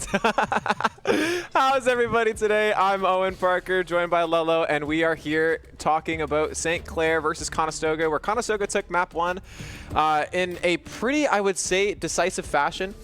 Towards the end of the map, St. Clair started to crawl back a little bit. Let me know when you're done. But St. Clair started to crawl back a little bit. It was, I think, 11-5, and then St. Clair started to get some maps back, bring it back to 11-10, where then Conestoga finally ended up closing out the series 13-10. Story of the game. I'm finally done. You're good? I'm okay. Good. I'm good. Story of the game, though. Give me your thoughts. What do you think? Well, story of the game, I think it's got to go over to Navek and Tiny. They had insane impact and were both insane at peeking through their own smokes or Viper orbs. They had no fear, and they knew St. Clair wouldn't expect it, which is why they did it as many times as they did. We see Tiny himself going 23 and 23, pretty normal for a Clove player. Getting as many kills, as many deaths. Yeah. But Navek going 22 and 13 on that Viper, absolutely making split his playground. We see Instinct on St. Clair's side. Unfortunately, the only one positive, going 20 and 18, as most of St. Clair. Taiga 16 and 23, Jazzy going 15-18, JP with the 16-18 scoreline, and Tillo going 16 and 16 for himself. Very even, honestly, for the side of Conestoga. The lower 3 players. I mean, I close. wouldn't say even. Realistically, Tiny and Navek were just like, they were them dogs. Like, they would take any fight possible that they could have. Yeah. Any fight mid, any fight in B main, no matter what they wanted to do, they would just go and do it. Put down a smoke. I think it's insane as a smokes player to put down a smoke. I mean, we'll take a look at the stats again. But I think it's insanity for a smokes player to take to put down a smoke immediately and then just peek right through. I think that's kind of crazy. Canadian Globe, Nan, and Willie were there to kind of follow up off of Tiny and Navek's space creation, which is kind of crazy considering that they're, once again, controllers. But I mean, hey, they did what they needed to do. Tiny and Navek were really the heroes for Conestoga. And even if you look at St. Clair, like their stats, they're not too bad. Like, you know, you have 4 players over 200 ACS on that team. You had a lot of people putting in a lot of value, a lot of effort on the St. Clair side. I mean, tell me about St. Clair a little bit. Tell me what you think they could have done to probably come back from that like deficit that they were in. St. Clair, going more into that second half, they kind of figured out what made Conestoga tick, which brought them back up from that 11-5 deficit that you were talking about earlier. But I think some core mistakes with positioning really hurt them a little bit. JP, I think he played a really pretty normal game for himself, but I don't know. Conestoga was able to get those impact kills that just hurt St. Clair on the retake especially. They created insane amounts of space just for themselves. But we are here getting into map 2. So we see Conestoga on the right and St. Clair on the left, playing more of the standard of compositions. Now the Breach pick for St. Clair, I think, is off meta now. Breach is completely gone out of the meta, in my opinion, and I don't think really that he has a place in what Haven is now. The Viper pick especially, extremely meta. Viper is so incredibly meta on every map. That agent is so strong, but the Viper Cypher might be a mistake for Conestoga. Maybe I don't know. I think both comps are pretty standard. Like, if looking at Conestoga's comp, like this, aside from like the Yoru pick, which I guess Yoru is kind of standard for Haven realistically. Yeah. It looks very, very standard. You're subbing out the Viper for what, another like Sentinel or something else, like another like Initiator. But realistically, like, I mean, it does what it's supposed to. You have like 2 high profile want to push through like smoke characters and players on Conestoga, where I don't think the Viper actually like counteracts what they want to do. On St. Clair's side, once again, very standard. Even adding in the Breach necessarily isn't like too much of a detriment to what St. Clair wants to do. It just looks like a very standard like 2023 comp. Honestly. And that's the problem. That's where I find problems with it. It's 2023. It's old. We're in the big 25 now, and we're still playing Breach on Haven. We're in the big 25. the big 25, and we're still playing Breach on Haven. I think really this comp has been tried and true, and it's been so completely figured out that most, if not everyone, knows how to really play against this comp. And Conestoga, definitely being a team as good as they are, as they showed in that last map, they know this comp inside and out. They know how to play against it. I mean, Conestoga is just like straight up just copying Sen's comp. Yeah. Like, they're just running what Sen and like Hubert already run already. Like, I would say Conestoga's current comp is what is pretty standard. Again, barring the fact that Neon isn't there and they're subbing it in for Yoru. Conestoga is running a very standard 2025 Haven comp. And St. Clair, like you mentioned, bringing it back into that 2023 heyday, where I still see value from that Breach, but it just kind of depends. We haven't seen St. Clair play on Haven with this 5 in quite a while, so we'll see where it ends up with St. Clair taking no time in rotating out and Conestoga just taking all the space they want to on site.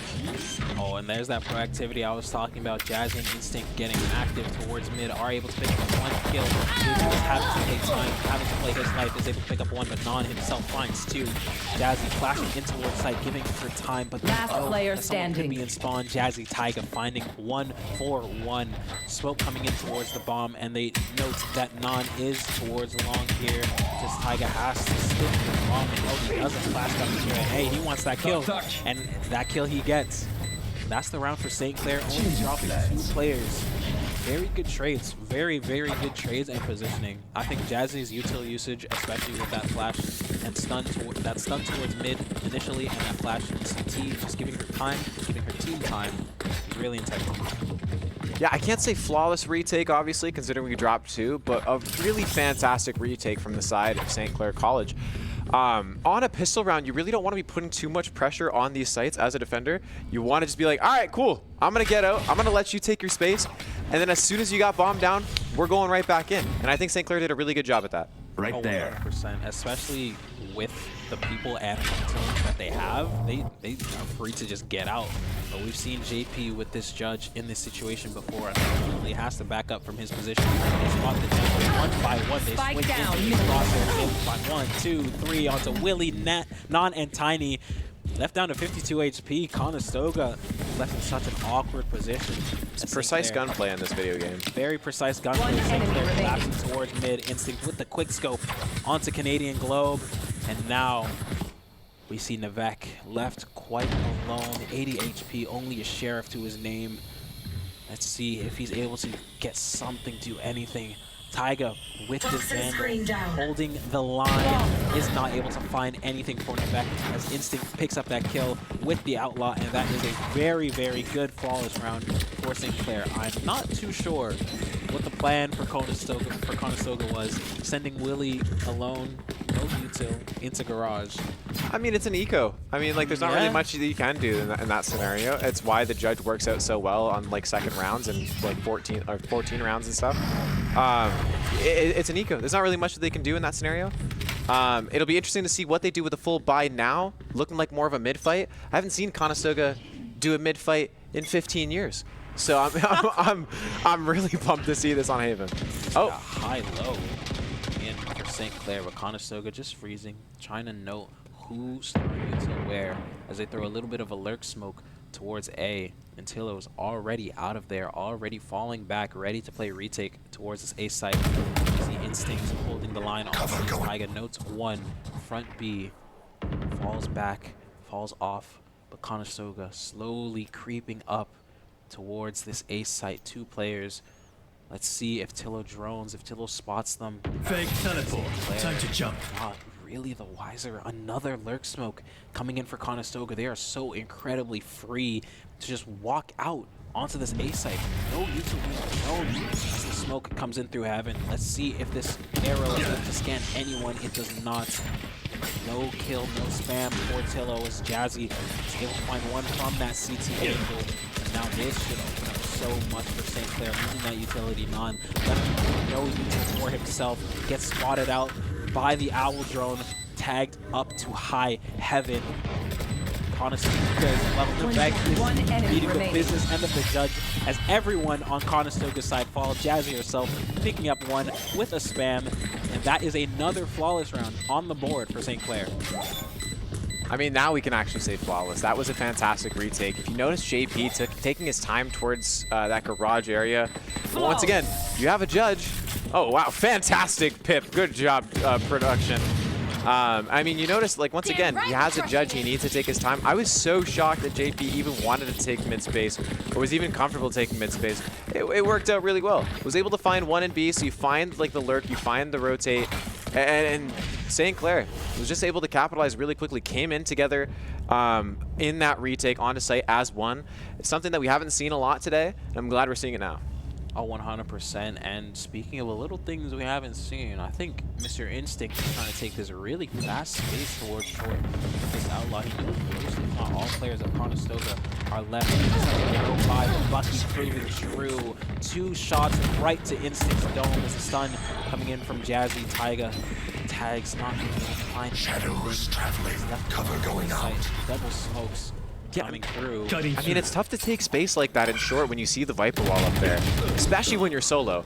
All right, cool. Okay. We're just gonna find someone through a smoke like that. All right, cool, Taiga, team me up. I'm fine with that. Oh, JP is so far up on C. What?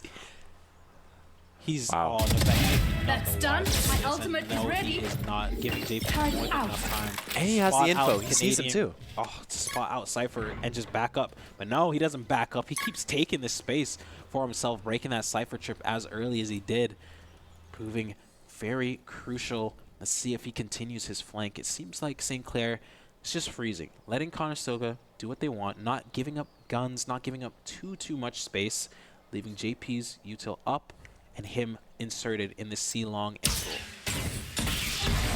Shock dart. 30 seconds left. Revealing area. Conestoga have fight vehicle out. Pillow. No, they do not. Stun from Jazzy. It's able to hit its mark. Shock darts coming through from Tillo and Right there. Find no one, unfortunately. Now this is a 4v3 retake for St. Clair. Let's see.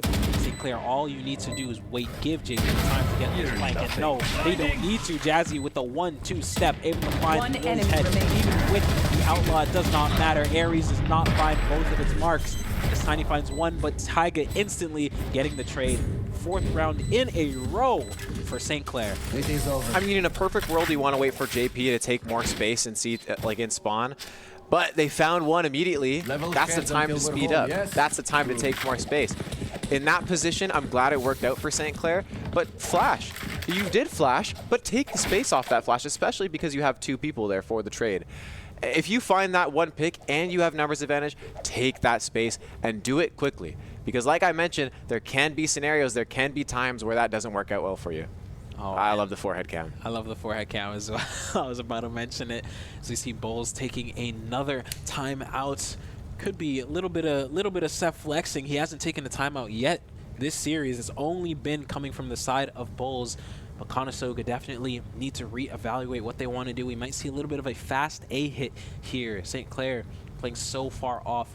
Instinct himself being at nearly 7 or 8K, I do believe. Could buy an operator this round. We could see the operator coming in already on this 5th round. Conestoga, they don't have a lot to work with. The weaker buy, the weaker ultimate rotation, it's not looking the greatest, but they're down, they're not out. Forehead cam. So was the Forehead cam is beautiful. Bear cam is beautiful. I mean, from Bulls, you truly need to take the time out there. You can't let St. Clair develop so much momentum to the point where you just can't crawl back from it. It's a good time. You finally have the economy to be reset. I mean, not to the point where St. Clair is at, but you finally have a full buy. Let's talk. Let's figure out what we're going to do. And it seems like it's going to be an A-hit. Willow getting a little over-adventurous, nearly takes that peek. If Nan didn't flash that there, Tillo was going to go wider and wider, honestly. Holy off angle. Speaking of wide, Isaac's just going to take that space, going to go fight for it, and I mean, not going to work out so well, so they're going to pull back. Conestoga, though, already up short, already up long. Just have free sight right away. Here. Yes, St. Clair do in fact have JP's ultimate. Once the bomb gets planted, we soon see the lockdown coming in instantly. St. Clair gearing up, getting ready for this retake. Now, one thing definitely to note is Jazzy is one off of that last up CT, nearly doing damage to herself with the aftershock. Starts flash coming from Tiger, getting that 1 kill towards hell.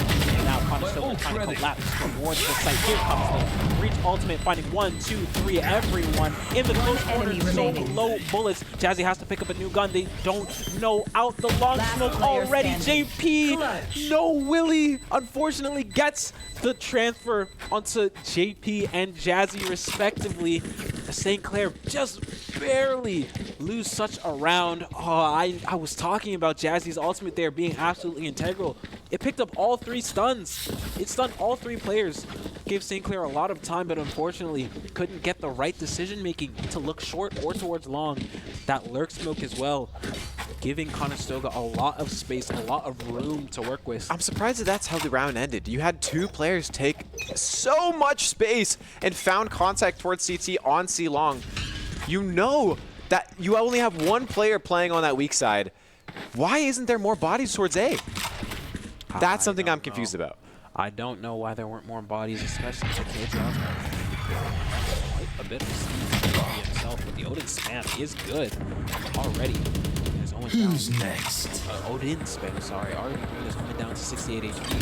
As we see Yoru ultimate running through the C site, doing is completely open. Here we have KJ ult. I don't know, Conestoga, they might try and need Tiny to get off as soon as possible.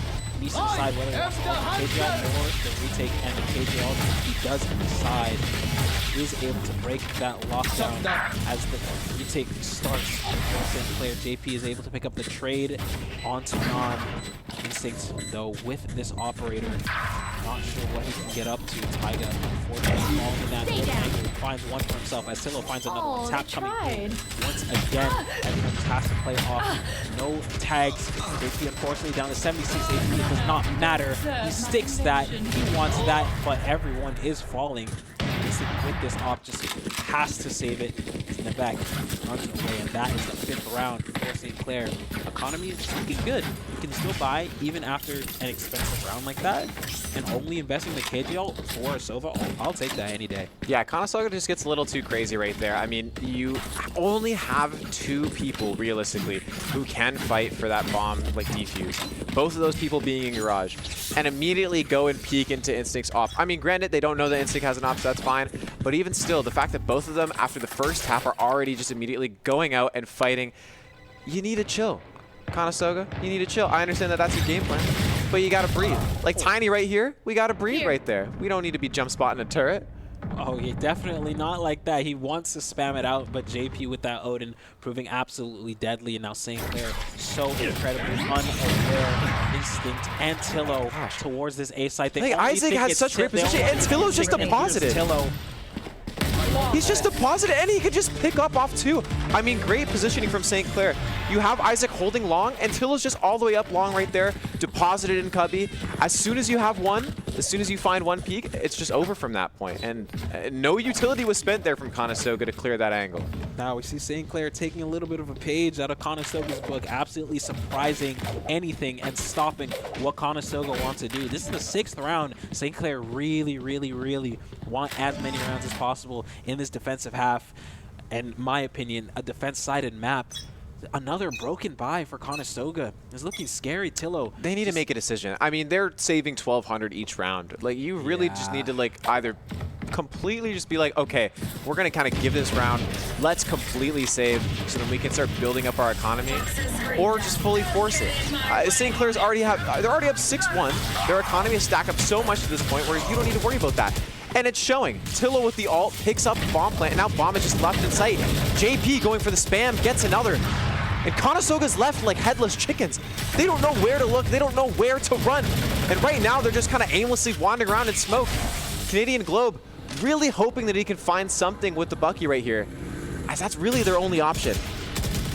I was going to say, on Conestoga's entry, this Viper's Pit could prove to be insane, but the utility from Jazzy and Tillo, Jazzy's Aftershock, and Tillo's ult just stops anything and everything that Conestoga wants to do. Jazzy finding two for herself does fall to the Bucky. This should be Canadian Globe's end, and it is. Jazzy, Tillo, and JP absolutely tearing up the site. JP himself, as a KJ, with an Odin, just walking into the Viper's Pit. No care in the world. Picks up one for himself. We see he's already on 6 ultimate points. Just getting so close to that lockdown, and Tiny, with only 3, probably won't see another Sova ult for the rest of this half, but we more than likely will see the lockdown, which could be huge for St. Clair. I mean, look at St. Clair's economy right now. 6,700, 7,100, 58,600. I mean, they're just stacked up right now. It doesn't matter what Conestoga... okay, Lalo's doing a 6-7 hand thing. All right, cool. It doesn't matter what Conestoga do. Even if they do take this round pretty much for the rest of the game, St. Clair's going to be in such a good standpoint where they're going to be able to force up and buy every single round for the rest of the half. Spot out 2. Stopping Conestoga, but here's in the back, we saw this fearlessness and split, and we see it here once again, just pushing up completely by himself as a Viper. Insanity from him. Instant with the operator, trying to walk down as far as possible from B. You see the take coming in, really already in through heaven. Not sure if that line is able to hit towards Taiga, and no, it is not, as Taiga's Vandal finds Tiny and Willie 1-for-1, but here's the trades coming in for Conestoga as Instinct and Tillo fall. Taiga on for 3, unfortunately falling to Non's op. This is a 2v2. JP wants to get in here early. He wants to get in here so early. Spike planted. Bomb plant comes in. I must wait a Side moment. smoke. They know that Conestoga have this operator in their arsenal. They know he's just holding. He's just waiting One enemy for the remaining. swing. He finds one. TP's away, and Canadian Globe Camera left taken alone out. on site. Knows Jazzy's position with the cam, just dancing around the site, giving this Yoru time to walk up through long with this enemy operator. remaining. Unfortunately, Canadian Globe falls, leaving Jazzy in the 1v1. Is able to find the jiggle one tap. The communication from St. Clair. Jazzy! Insane. Hey, Jazzy's like that. Knowing that Yoru is 8 HP, is able to get that jiggle and the little bit of body spam. You want to let them know what you're feeling like, Jazzy. 8 rounds on the side of St. Clair. Hey. My fault, Jazzy. I didn't know you had game like that. That was, I mean, it was very smart. Like you mentioned, you know that Yoru was like low HP. It's super easy to like. That was a little bit of a pre-fire buff. Jazzy, before their game, came in, grabbed some, get her hands warm. As we already see, she is warm, going 11-4, currently match MVPing. As St. Clair getting closer and closer to closing out this half. You might see a little bit of a 1.5 coming in as they take so much space through A for the first time this match. Taiga left alone. Old Radiant Globe sitting in this off angle. Taiga swings out, is still able to find him. What? Conestoga in this B site, yes, but they're pushing up, and Jazzy, like a sentry turret, takes off Anand's head. It's Conestoga on the back foot. JP already flanking in, but the Bucky is too strong, is able to pick up one. Unfortunately, with the TP out, is not able to find another. The blind coming in, and Taiga picking up 3 in the round for himself. Why not? Breach ult being expended, yes, but pretty light round for St. Clair. I mean, you need to, honestly, at this point. You got to start using those ultimates at any point in like any of these rounds. You can't just continue to stockpile them, and it's working out really well for St. Clair. Like I mentioned, economy, fantastic. Alt point, fantastic. They're one off of JP's ult right now. They're one off of that KJ ult. I mean, they're just in a really good scenario to close out this half. I wouldn't be surprised if I saw 11-1. Honestly, I would not be surprised at 11-1 here either. Their economy is looking so insane. None, unfortunately, left in his bucket. With the Yoru ult, could prove to do something, but I'm not sure. Everything Conestoga has been wanting to do has been absolutely shut down this game. You see the fast A hit coming in for Conestoga. Players getting spotted out by the Sova Dart. The overall, unfortunately, it seems a little early. They could have scaled a bit more. So much time being wasted, and St. Clair already here. Two players still in C as his bomb is getting planted. Now, finally rotating over, having to wait for JP, having to wait for him to ult. I mean, I don't agree with you with the early ult. I mean, you have Nan in such a good position right now. Look at the economy that they have. He has a Bucky. If you don't ult in there, he has no space. He has to sit down short. And now you're in such a perfect spot where your Yoru can sit in this corner. I mean, now St. Clair knows that Yoru is there. I mean, TP's off. Jazzy's able to get one as they start to flood in. JP's able to get a second. With the ultimate down, we're able to at least get up to half. Instinct is going to try and stick it the entire time. Oh, he can still get it. He doesn't care about the Viper Molly. He's just sticking anything and everything. The Molly didn't hit. Last It round didn't hit in time, and he was still able to get the defuse. I don't have the goals to do that. I would never. I would never. I would never. I'd get half and I'd get off. Yeah. I mean, shout out to Instinct for being able to like stick that fully and knowing that he would still be alive. I don't even know if he knew that he would be alive. I think Instinct is truly saying in the back of his mind, he's like, if I die, whatever. It's all good. My team's got me. Genuinely, and that's what we were talking about with the Soval and the KJ rotation. JP just able to get the free KJ. Conestoga can't do anything. St. Clair just collapsing onto the site, and that should just be the freest round of their life. Taiga wanting the ones, finds Jazzy finds one. Spike down, sorry. mid. Now, Conestoga instantly bringing this to a 3v3 situation. I'm sorry, I'm not sure what happened there. Taiga swinging alone with the flash. Unfortunately, he swung Hey, I mean, at least early. Jazzy was there to get some trades, and I mean, props to her. She was able to get 2 and sort of make this at least a better position for St. Clair now. Oh no. walking into Instinct's operator. No lurk smoke front C. They don't know that he's holding this off on top site, and there goes Navek. Orb tap coming through. Instinct wants it again. He finds another kill onto Canadian Globe, repositions for a third time. Surely Conestoga don't peek into this. He's just baiting him, trying to move back and forth with them. Oh, what are we doing? Instinct, you know that. They know this operator's a one-shot. They just trying to style maybe. Switching sides. I don't know. He might have believed himself in the round with the Omen ult. I think he could have gone A, no? Do they, like, I'm confused what Conestoga is doing. Like, did they swap out their people? Like, do they have someone else playing on their accounts right now? Game 1 was a straight ball up mentality. It was everybody was working together. The teamwork was phenomenal. What I'm seeing currently right now, in that specific round, you have 3 agents with smokes. Technically 3. You have Cypher Cage, and you have 2 smokes. You die from 1 up, and then there's no lurk smoke afterwards. You have 2 more, and still nothing was used. Thing is, they have been lurk smoking C like quite a bit in that They've last conditioned half. it already. They've conditioned it, but no, they just might have forgot about it. The round deficit just getting That's to okay. them. Sometimes I forget to drink water, you know? Like, sometimes I forget to do the essential things in life. Oh, Non getting started out. Is this close as Instinct just faces him down, kills Non. Navek also falling to Jazzy as Tillo is able to find Canadian Globe. This C site is so incredible.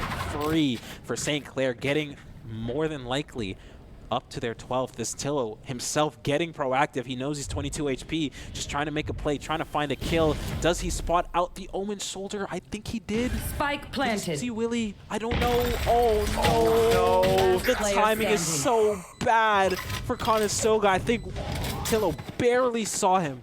Barely saw the back of his arm. Tiny left to do the absolute impossible. 1v5 situation. The shots ringing through, already dinked down to 13 HP through long, and this should just be the round. The blind, unfortunately, missing. He finds 1 for himself. And St. Clair moving. No, he finds 3. Now this is dangerous. Tillo, 1 HP with the Sheriff in hand. Oh my goodness, that shock dart nearly killed him. Okay, I was so scared for a second. Scared. I was petrified, terrified that Tiny was going to be able to do something. And I mean, jeez. The 3, I mean, I understand. You know, St. Clair, you want to go for a knife, whatever. Cool. You know, have a little fun. You're going to go against a knife against Tiny. This guy's a mechanical demon. All right, let's maybe like rein it in a little bit. Tiny almost made it work. He dodged 2 shock darts. If he got the pick on Tillo, we might be looking at a different scenario. 1v1 situation with a Sheriff on pistol, that's dangerous. That is so incredibly dangerous. But Conestoga, unfortunately, being forced their economy. Tillo messing up the lineup, but it is okay. Instinct finds 2 kills onto Non and Tiny as 1 through long, 1 through short. It doesn't matter. He is looking everywhere, and he finds those 2 bigs. Willie TPing across, being forced to pick up this A site. St. Clair, oh, Instinct, he knows, he's everywhere. He was on A, finds 2, goes back mid, sees Navek, gets the 3rd, why not? And now they know that St. Clair is in through C. 2 kills onto the side. Conestoga, they put themselves in a better position. I don't want to say winning yet, but definitely a better position they were in. It's really picking up the Bulldog. Really high damage. 1 enemy the remaining. spam is just not good from Jazzy Tillo with the trade, and that is all she wrote. Tiger with the backstab through Garage. That is the map. 13-1. Holy domination from St. Clair. A complete switch up from game 1 entirely. Like entirely. You had St. Clair playing split like they were scared chickens, to then playing Haven as if they've been playing together for like 2-3 years. It's St. Clair is a completely different team from that first map, and same thing for Conestoga. I haven't seen such a big drastic playstyle change in a team. I don't think ever. Conestoga went from a, we're just going to fight everything, we're going to pop down util, we're just going to go.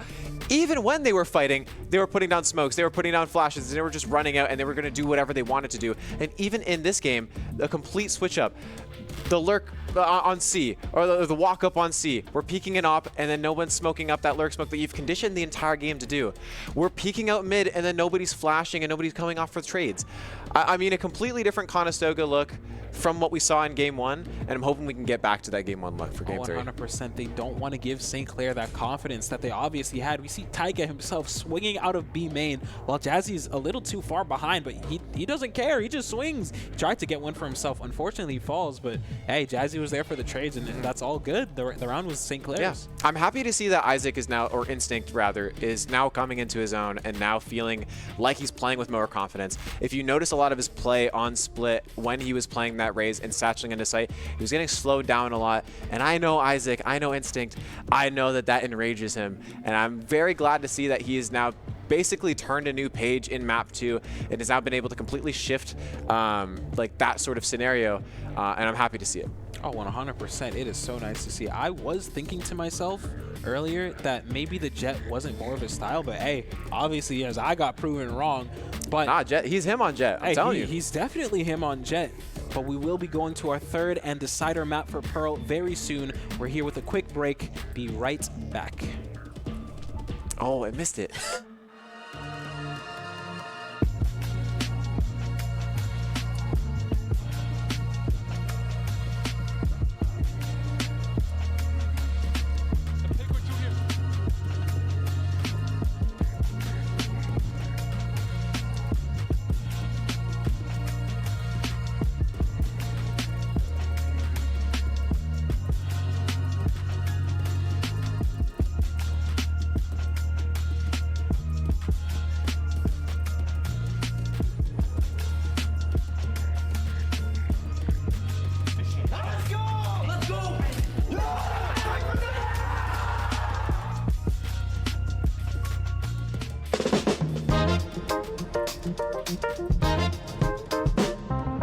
What I'm most looking forward to is to see like all the boys make it.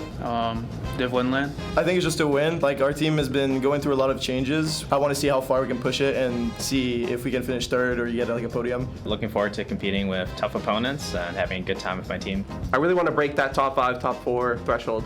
Winning seal. I'm looking for revenge on CCL. Getting top 4. To be honest, nothing. I don't really have anything to look forward to. Next semester is what I'm looking forward to. I'm looking to win CCL. We only lost that one, so.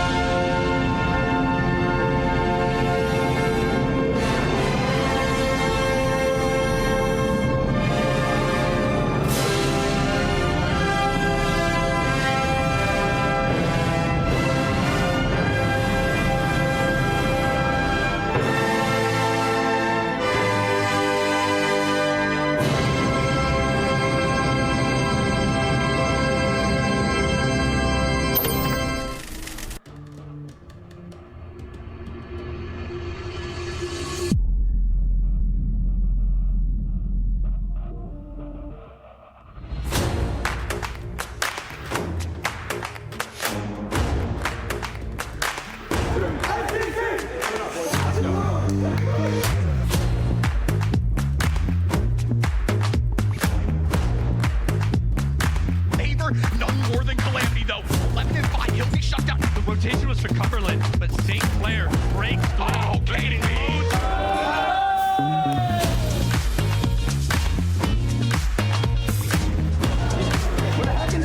Situation now 1-on-1, 1 HP on this solo. 1 bullet is a 4-person 1v5. Stand against the rest.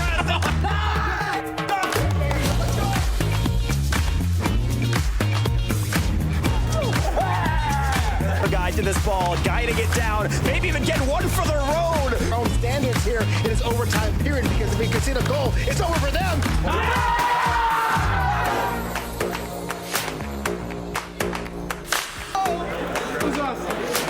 He's doing a lot of damage, but he's got to keep you over. He avoids Ego. Bob Waena, no flash, no problem. St. Clair.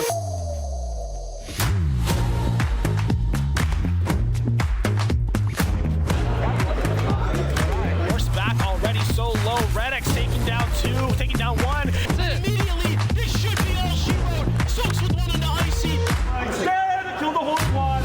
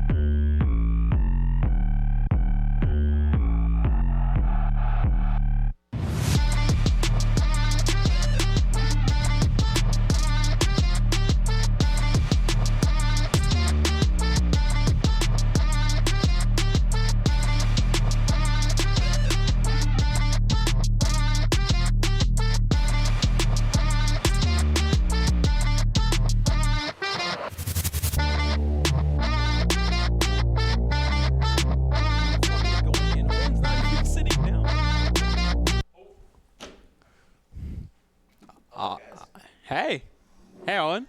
Welcome back, bro. I appreciate it. I just got back from something. How are you doing? I'm doing good, man. I'm doing really good now that I'm getting heated. With warm. Pre-Fire Ultra, which is what I threw at the camera earlier, but I just kind of whipped it. I didn't say anything previously. Anyways, welcome back. I'm Owen Parker, joined by Lello, and we are going into Map 3 very shortly of the St. Clair versus Conestoga Condors series. If you are just joining us, Conestoga took Map 1 on Split 13-10, and Map 2 on Haven. Or sorry, St. Clair took Map 2 on Haven.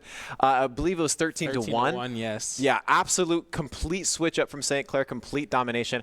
We're getting into agent select, but before we talk about the agents, I want to also clarify the loser of this game, not only did they get eliminated from NACE playoffs, but they also don't make it to NACE Super Conference.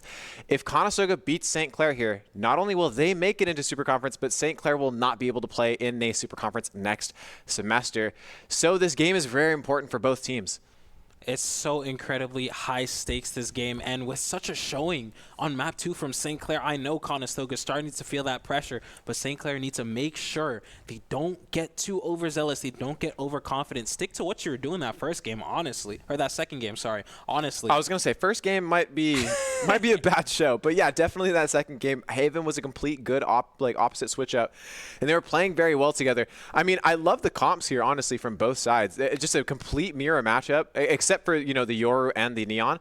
But tell me what you think about the comps. Honestly, I am loving these comps. Me personally, I like the Neon a little bit more, especially with these new changes that Pearl has to their B site. Neon stun and wall proves to be quite a bit more effective. Yoru is more tried and true, so people know kind of how to play, kind of know where to position. Yeah, I think the wall is just great to just help anybody get onto site, especially with B being so long. I hate playing Pearl, especially if I have to go down B long. Going down B long is like top #1 worst thing of all time to do in Valorant. If Conestoga just feeds JP about like 5 kills before round 3, he's just gonna hold that B long line, and they can't do anything. They're gonna have to expend so much util just to force one ability from JP is TP. Like that is it. I'm so happy JP's on JP. Fast intake.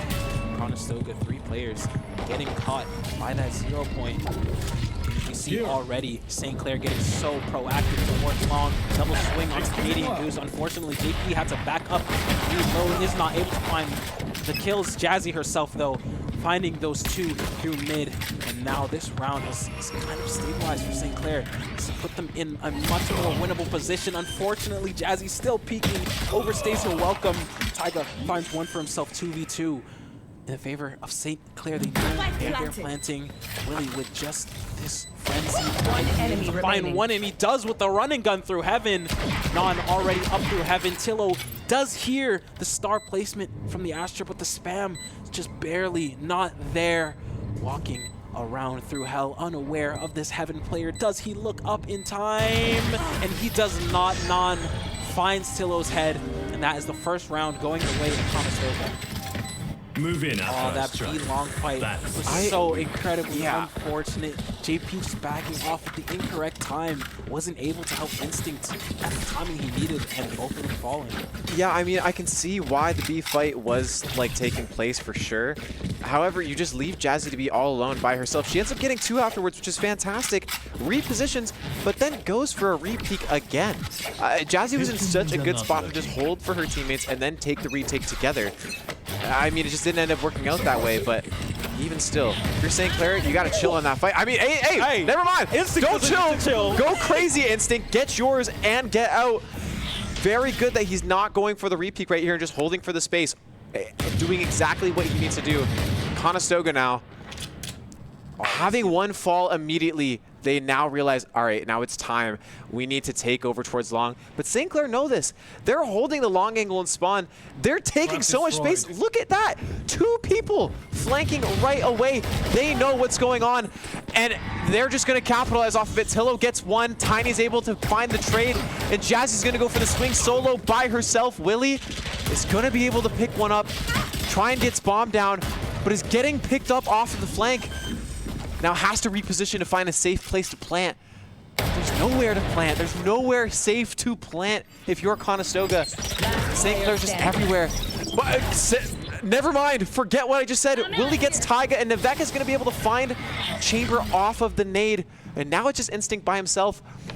And they know that Instinct is long. 30 seconds left. One enemy remaining.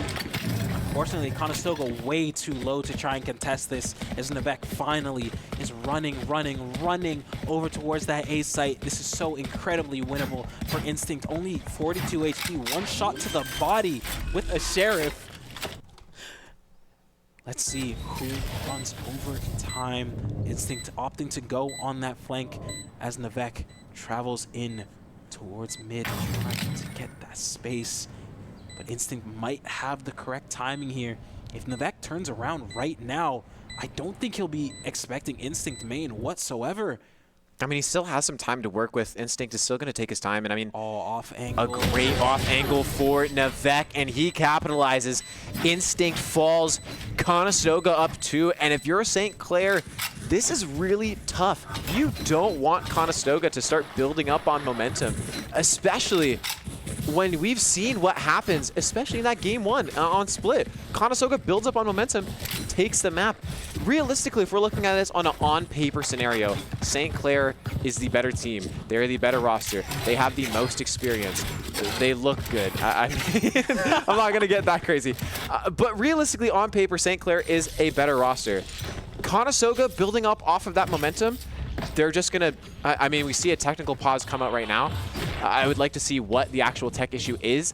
But as I was mentioning, if you're Conestoga, you are in a great scenario to build up off of that momentum. As we see the tech pause finally getting rectified.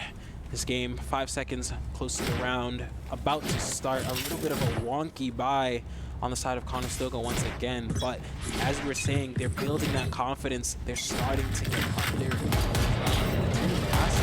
But 2 is a lot, especially losing those first 2 rounds puts you down. We see JP by himself, taking his main space. Jazzy with the knife, unfortunately, the barely wasn't there. Tillo getting Molly off so much damage, nearly falling as Willow instantly wants to go here, sees Tillo's head. Unfortunately, places the star. He could have left up more by himself, but he does not.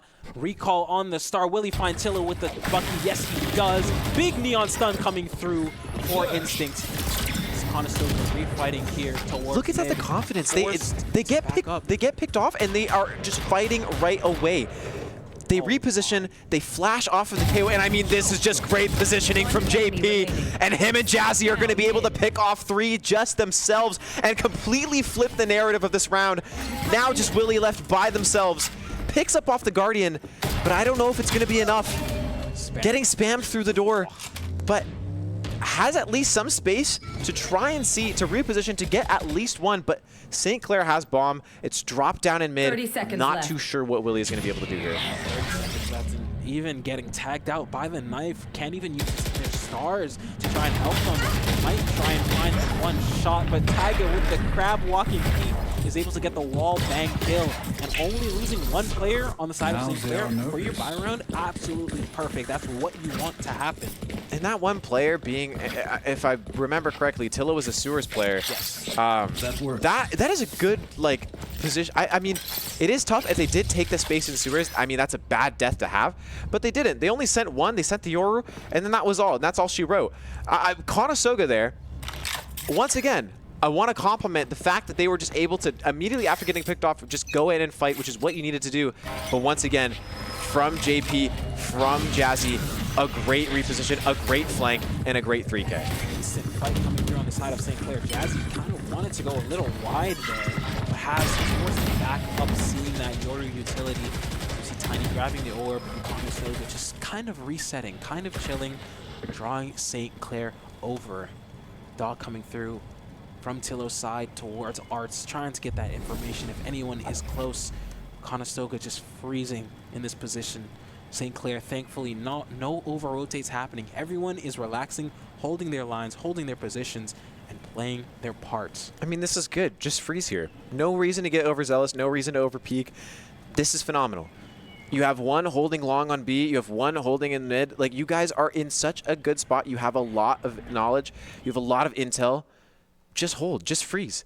No reason to do anything crazy. Just wait for that execute that Jazzy is going to wait so patiently for. Finds one and flashes off to try and see if she can get another. Doesn't end up happening as Conestoga ends up freezing. But you see right now, Fade, Tiny, taking the space by himself so low, and it doesn't matter. Picks off one, Tillo getting the trade, and Tiny gets two. Tiny, what are you doing right now? Now it's JP left alone on site by himself. He's gonna go and try and go for an overzealous peek right now, but it's JP. We know he's gonna be good for his. Canadian Globe gets two, and it doesn't matter. Conestoga, wow. A position I did not think you were ready to capitalize off of, and you made it happen. Oh, that backstab from the Vec through mid as well. And just reinforcing Conestoga's win condition there as they pick up their third round. St. Clair definitely had the right idea with the fast retake. They knew exactly what they wanted to do, but unfortunately, we're not able to kill that chamber close left. It's so unlucky that no one was able to tag him up at least a little bit. Still, he got stunned. He got neon stunned. He still lived the absolute most. With the you want to play? Let's play. Yeah, I mean, it's a tough position to be in. Conestoga right now on such a strange buy is going to force it down B long and really hope that you get so much value out of this chamber op. Now they're taking so much space immediately. It's only Taiga. Tillo is there behind the wall off of a cross peek, but Taiga gets one from backside, gets two, is gonna go for a peek, gets three before he gets flashed out. Player standing. Taiga immediately, what are you doing? Absolutely styling on Conestoga as he jumps up towards map. Unfortunately, he does fall. Instinct just taking the 1v1. The flash coming in through mid from Jazzy is so perfect, giving Instinct that kill. But Taiga, the 3K in back halls, the communication just wasn't there for Conestoga. The stun coming in way too early. No one was able to peek off of it, giving Taiga the time to isolate those 1v1 players and help St. Clair pick up that round. I mean, now that you're Conestoga, you know what you need to do in that scenario. You have a nade. Just nade back hall, and you don't even have to worry about that angle. He was the only player on site.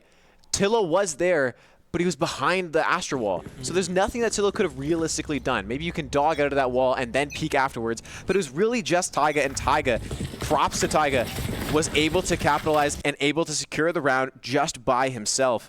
And we'll see Conestoga do basically the same thing. Decides to blind his entire team, but he does in fact pick up one. Tillo wide swing through the smoke, finds two for himself. Taiga still alive, back hall is here, picks up one for himself, nearly two with the spray transfer. 2v2 for St. Clair here as JP with on this chamber on the longest flank of all time. Just has to live, has to wait for that bomb to be planted. Jazzy deciding to freeze, stay her position. Towards an A hit through their spawn. I don't know if that knife is necessarily the best thing for Jazzy to do. They know that Jazzy is CT and can pinch off of this right now. Gave away her position, but Conestoga want no part of it. It's a flash through heaven from Jazzy. Doesn't pick up anything. Conestoga slow walking out, trying to go through connector.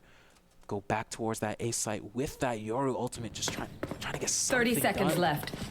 Only 30 seconds now, being forced to run. Oh, the chamber trip slowing them down might be just enough for Jazzy to meet them with the split flash eye. The molly is good, picks up a little damage onto one. The knife takes that timing to swing out of the smoke. Is able to get the kill towards Navek. Willie left in the 1v2, and Jazzy instant free fire.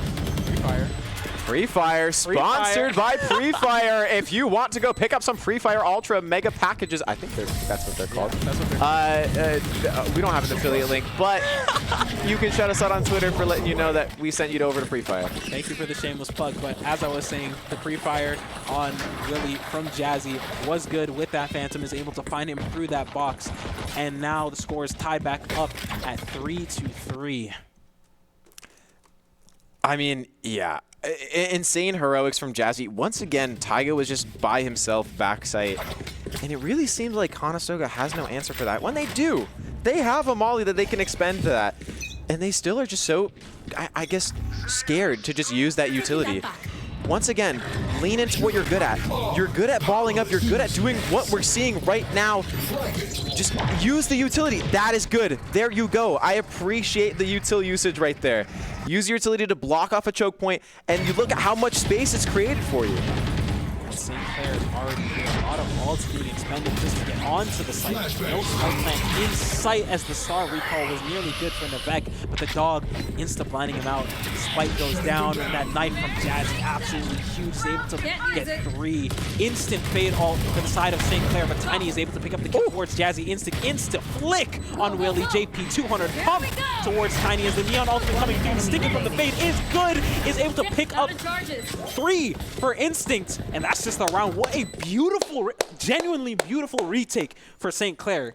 Wow, like actually wow. That's retro Instinct right there. That's Oklahoma Christian Instinct, honestly. I haven't seen that from Isaac Instinct Walton in like years. That is fantastic. Love that for you. And I mean, hey, great retake, like what you mentioned. Conestoga used a ton of utility, a ton of ult to use both KO and your ult just to get onto site. And then they had nothing else left over for post-plant. Choose one. Use ultimates to get onto site, or use utility to get onto site, and then use the latter to hold it. You can't use both just to get that position. You need to have at least something for that post-plant scenario. Oh, definitely. Time to jump. Way close. A little bit of a fast A hit coming in for Conestoga. Just trying to get close to that orb. Trying to create some presence. There's only a recall on the side of St. Clair, none already. No flashes and no clone for Yoru. It's only gonna hurt him. Only gonna hurt him. The eye from mid, giving these two Conestoga players time and space to work up. We see Instinct and Jazzy teaming up towards Art here as the dog spots out 2 players towards mid. Now Tillo knows, is communicating to his team. Taiga finding one on backside. He's going to pick up one risk for himself. Tillo 1, 2. Spike down A. Left alone to do the absolute most. Really trying to warp on to get the one tap, and one tap he does onto Instinct. What a flip. Reload is so unfortunate as Tillo, Evori Dream wins. He wants to be cutesy with that Odin. Finds that kill towards Art. Jazzy, man, I mean, she's consistently getting her 2 as a strong anchor for St. Clair. Every time I see Jazzy, I see her always getting 2 and just holding and not over pushing, not taking too much space after getting 2. Most of the time when you see, and I mean, we're going to see it again right there, you see Jazzy gets 2 and then she just kind of chills. I mean, you see Willie right there. I mean, amazing like mechanics. But Jazzy, like I mentioned, she gets 2 and she knows from her experience, she's like, all right, cool. I don't need to go and take more space. We're in such a good numbers advantage that the space is going to come to me. I don't need to do this. I'm fine. And I think that's a good thing that that Jazzy has realized for herself that a lot of other people on Conestoga haven't. Oh, 100%. They haven't realized it. I think St. Clair, this map, they're playing like a team. They're playing like a team.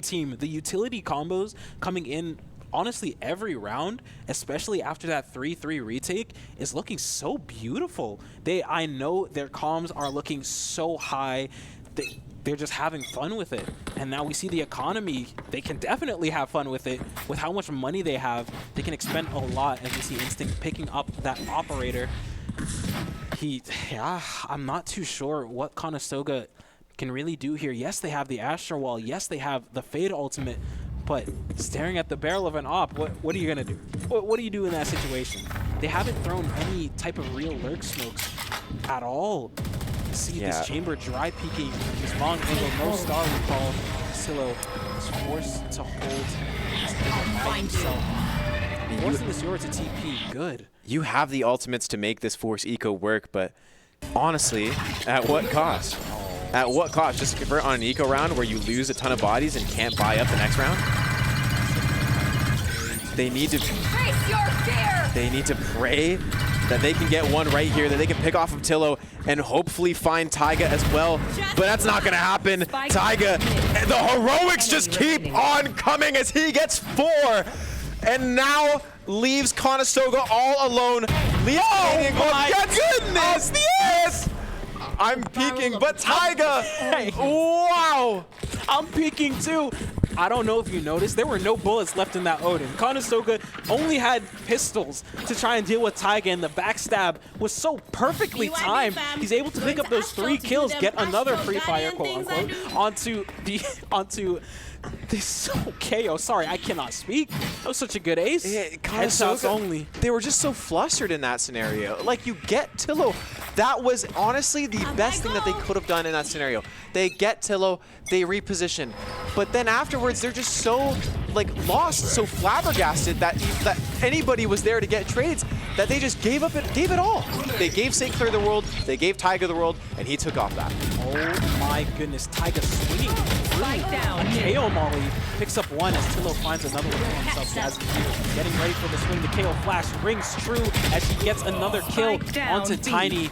Here's Navek with a good trade onto JP, picks up that operator. I don't know if we really want to do this. Both St. Clair players are here. 3, 2, 1, swing, free fire, nearly coming in. Enemy remaining. Instinct left alone in the 1v1, knows he wants to reswing this, knows he has the operator, just having to wait for his abilities to come back, try and get that wide swing slide. That bomb is down. Slide on his side. But now, notes, no operator in sight. Picks up that Vandal, hears that spike being planted, does Navek, sticks that 11 bullets. He's gonna go for the fight. Oh, he wants this, but Isaac's he knows. He's so disciplined, he knows!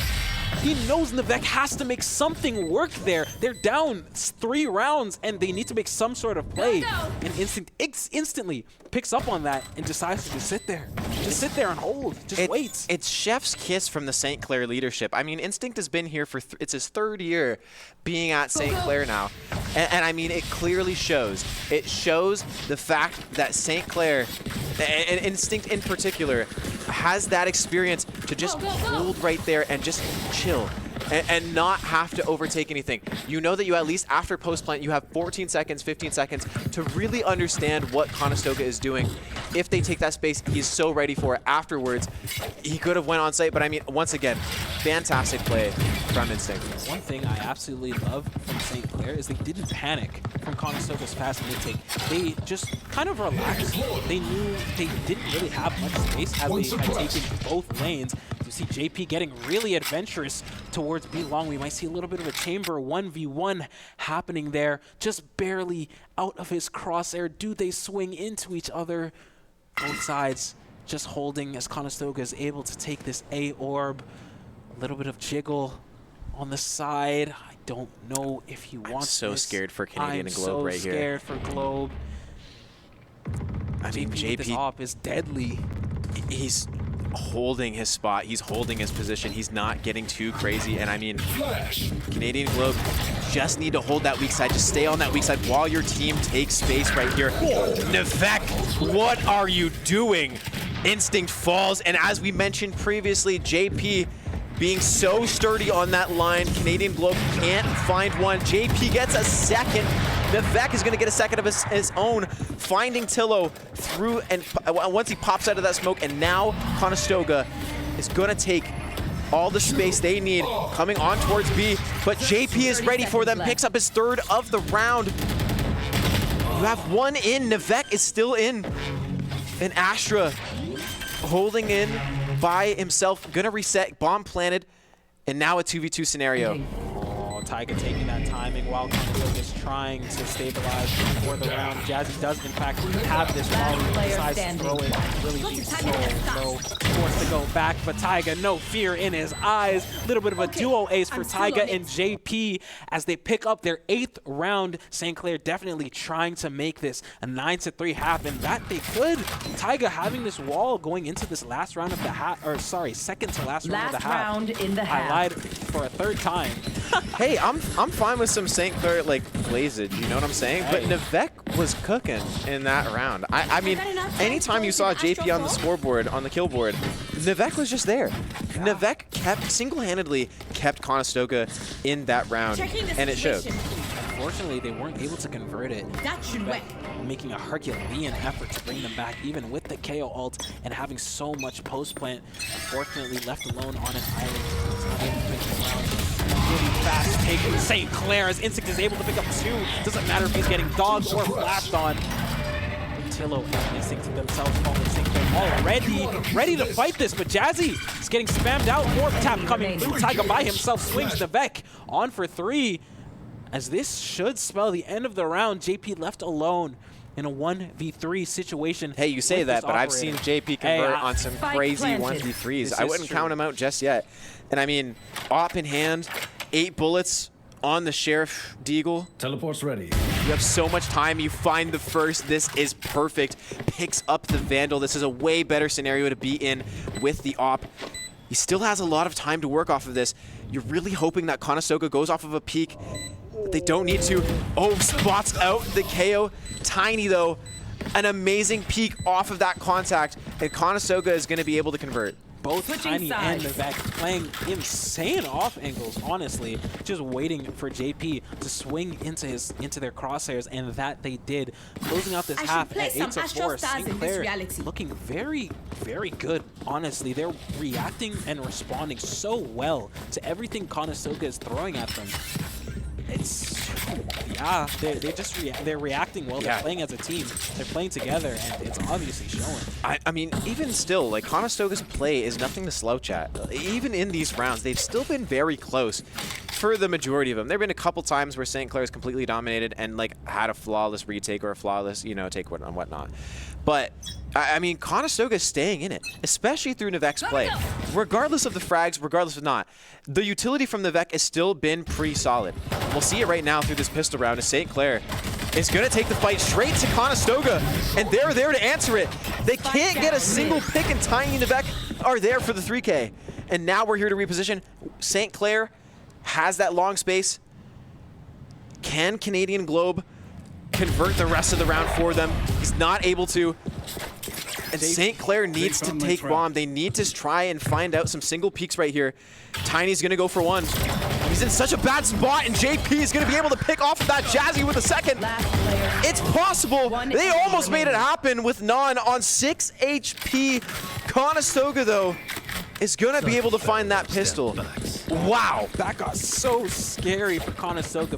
Being put in a position where you're in a 3v2 and nearly losing that with only 1 player alive on 6 HP. Insanity. JP, you know, a little bit of BM using 200 credits to shoot a body. A little funny for me. But hey, I'm with it, honestly. When you're up like this. Let him cook. Hey, let him cook at all times. Cutting through. When you're up like this, you definitely trying to maybe build a little tilt on the side of Conestoga, getting their heads a little bit. St. Clair's going for a quick peek right here. You had an instinct full buy already. He goes in to get his 1, and that is what he set out to do. That was his job for this round. And now they have St. Clair deposited fully. Navek gets 1, but Taiga's able to get the trade. And this is a good position for St. Clair. They have only spent money on just instinct. They only bought the Bucky, and that is it. Now they have a gun out of it and have a good position with the smoke being placed to take some solid space on B. Now let's see this pop out. He is able to find 1. The TP for the Canadian Globe as JP finds his head. Doesn't matter if he has the Marshall. JP's Headhunter rings true. Left in the 2v1 situation. What can Willie do? No stars to his name. Only a Guardian and 12 bullets. Having to do a lot to bring Conestoga this round. Bring them this bonus round. St. Clair both just playing this cross. JP with his TP sitting there towards that long angle is able to get so much damage onto Willie as Taiga with the backstab through halls is able to close out that round. 9-5 for St. Clair, and now their economy is looking good. Instinct's first opener with that Bucky.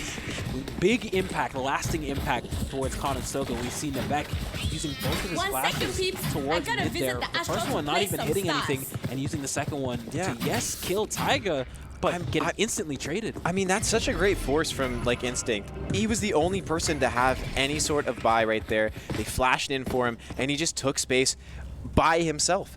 I mean, even still, Conestoga was still kind of ready for that take, even in that, and they were still able to capitalize it, as he's going to do right now. Instinct, the shotgun demon, finds Nan, and now they're in such a better spot to take this 4v5. Eye from the side of Conestoga is able to spot out 4 players, but such a fast take that you can genuinely only see from a Neon. Look at mid right now. Yoru is unaware. JP just barely spots Oh, just barely spots out. Tiny makes it out with his life. If he peeks out just a smidge left, JP, he's gone. He's gone. He's gone. You're not surviving, JP. St. Clair deciding to freeze, deciding to make Conestoga thin themselves out, maybe throw some util towards a separate side of the map. They're still here. All 5 players, they are still here. JP a little late to the party, but he's meeting up with them. No knife for Navek. He cannot stop this take. So much util hitting that back sight, and Instinct with that judge. Is he going to be able to find Navek? He does. On for 2. Jazzy already spamming Willie with that ransom. Pushing through towards their spawn in Flowers. He does fall, yes, but so much damage. We see Tiny left on 23 HP. Canadian Globe to 1. JP finding Canadian Globe. Tiny cannot do really much of anything, but he does find Chilla with the running gun. Unfortunately, Chilla's running gun of his own isn't able to find it. That is a round for St. Clair. 10-5. Only 3 more that St. Clair need in this map. Now Conestoga looking desperate. We could see a timeout coming here. Honestly, I think a timeout would be smart. I mean, the tail of the tape really for those 2 rounds is just Instinct. I mean, getting so much value from both shotguns. He goes in, gets 1 through the smoke, goes in CT, gets another, and then goes in more and gets more damage off the 2 guys off CT. I mean, that is just a crazy amount of confidence to have, having just a shotgun in hand. But I mean, he just makes it work. Nearly finding Tillo, forcing Canadian Globe to back up as we see the instant Astro Wall for St. Clair. Conestoga already here, but it's a fake. Only leaving Instinct by himself. It's a fake. Conestoga hears it though. Yoru already up through their spawn, is able to find Jazzy. As Conestoga early to their rotate. Let's play. On this B-side still.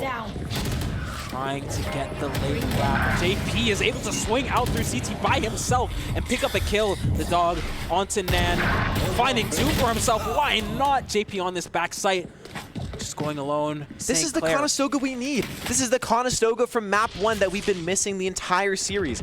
Ball up. You went over towards B and over-rotated. That's fine. It's worked out for you. You went back over towards A, you've gotten 2, and now you're in such a better position to have this retake. Realistically, we're looking at a 3v2 right now, as you have Astra just kind of sitting in no man's land all by herself. This late backstab could prove useful as Taiga, or Tillo, sorry, getting stunned up by the Astra stun. With finding all 3 for himself, why not? Okay, Tillo. Nice 3K, man. Forget what I said. Tillo's just to go. I don't know what to say. I felt like Conestoga just put themselves to be in such a better scenario that round. As I've mentioned before, just ball up. This is what you've been best at the entire series, and they've done it. And they did it that round, and I mean, you know, nothing you can do about, you know, Tillo just getting a 3K. I mean, that just is what it is. It's so unfortunate that Non wasn't able to convert that round for Conestoga, being up so early as he was in mid, hearing all of those footsteps on the side of St. Clair and drawing those rotates over, letting them know that it's a fake. It proved so fatal for them. Instincts buying an attack Odin, as we see him gonna try and grab this orb, maybe get his Neon ultimate online sooner rather than later. There's No deciding to give it over towards Jazzy, get closer and closer. How many different guns do you think Instinct buys per game? I want to say 7 or 8, honestly. Including pistols, 7 or 8. It's probably up there. He buys a Sheriff every pistol round because he doesn't like to buy util. Then buys it Odin. Then buys a Judge. Then buys a Bucky. Then buys a Stinger. Then buys a Phantom. Then buys a Vantal. And a Shorty. And oh yeah, you're right. You know, Shorty. We might be at 10. I mean, oh wow. Hey, I guess if it works for you, it works for you, bro. Nah, nearly finding JP's head there as he's none the wiser, but still able to get away with no damage done. Forced the TP inside of Conestoga. Instinct making up his presence known, making so much noise. Conestoga's gonna be able to kill it. Chamber Kill is broken, but there are 4 players here. They want this. They are trying to get ready to do something, fight something. Oh no, Jazzy is ready. It doesn't matter. 30 seconds left. Jazzy getting all those headshots. How many are there? St. Clair none the wiser. Conestoga's already up to the main. Really, with the Bucky, not sure how much he can do. Spike down Vex, A. Stinger just needs to do something. Find 1 kill towards Taiga as the Bucky from Willie sends a swap for himself. My Bucky doesn't shoot like that. Willie, JP with the op left in the 1v3 situation. 15 seconds He's left. gonna get it Shouldn't too. be able to do anything. He's trying to find one kill, gets the wall bang, but that's the thrifty for Conestoga as they pick up that operator. And might I add, spine off, actually good skin. I mean, one, I don't even know what the skin you're talking about. Two, I mean, don't spend money on skins, guys. Don't give the indie game company Riot any money. Three, I was just about to talk about how bad of a round that was for Conestoga, considering that Non just wanted to fight by himself and take a peek when you knew that there were people fighting in mid. But regardless, I mean, hey, the Willy Bucky, I just made it work. Gives himself alerts so he's able to do anything. Hey, sure. It worked out well for them. And I mean, as long as Conestoga takes this round and doesn't get too overzealous right now, if Non gets this pick and gets out and immediately does that, you're in a better spot at Conestoga. Unfortunately, Instinct didn't wait for the flash there. Mid could have proved absolutely fatal for Conestoga. That setup could have been bad, but Taiga solo peeking onto Canadian Globe, gets spotted out and taken out by that operator. Tillo is able to find one of his own onto Non. The double KO flashes.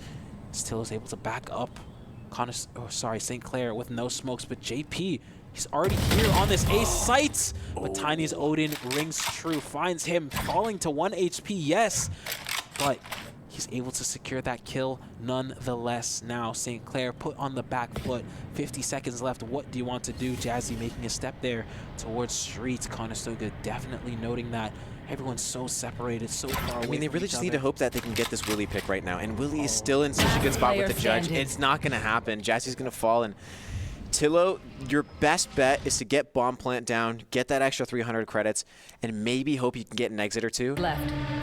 I don't know if you're going to be in a good enough position right now to execute and to completely just win this 1v4. You do have a couple players who are low on HP. As a matter of fact, just one. There's the one on site. And it's not going to work. And I mean, honestly, is still the best bet you probably could have get. If they would have got bot plant down, would have been the best case scenario for St. Clair.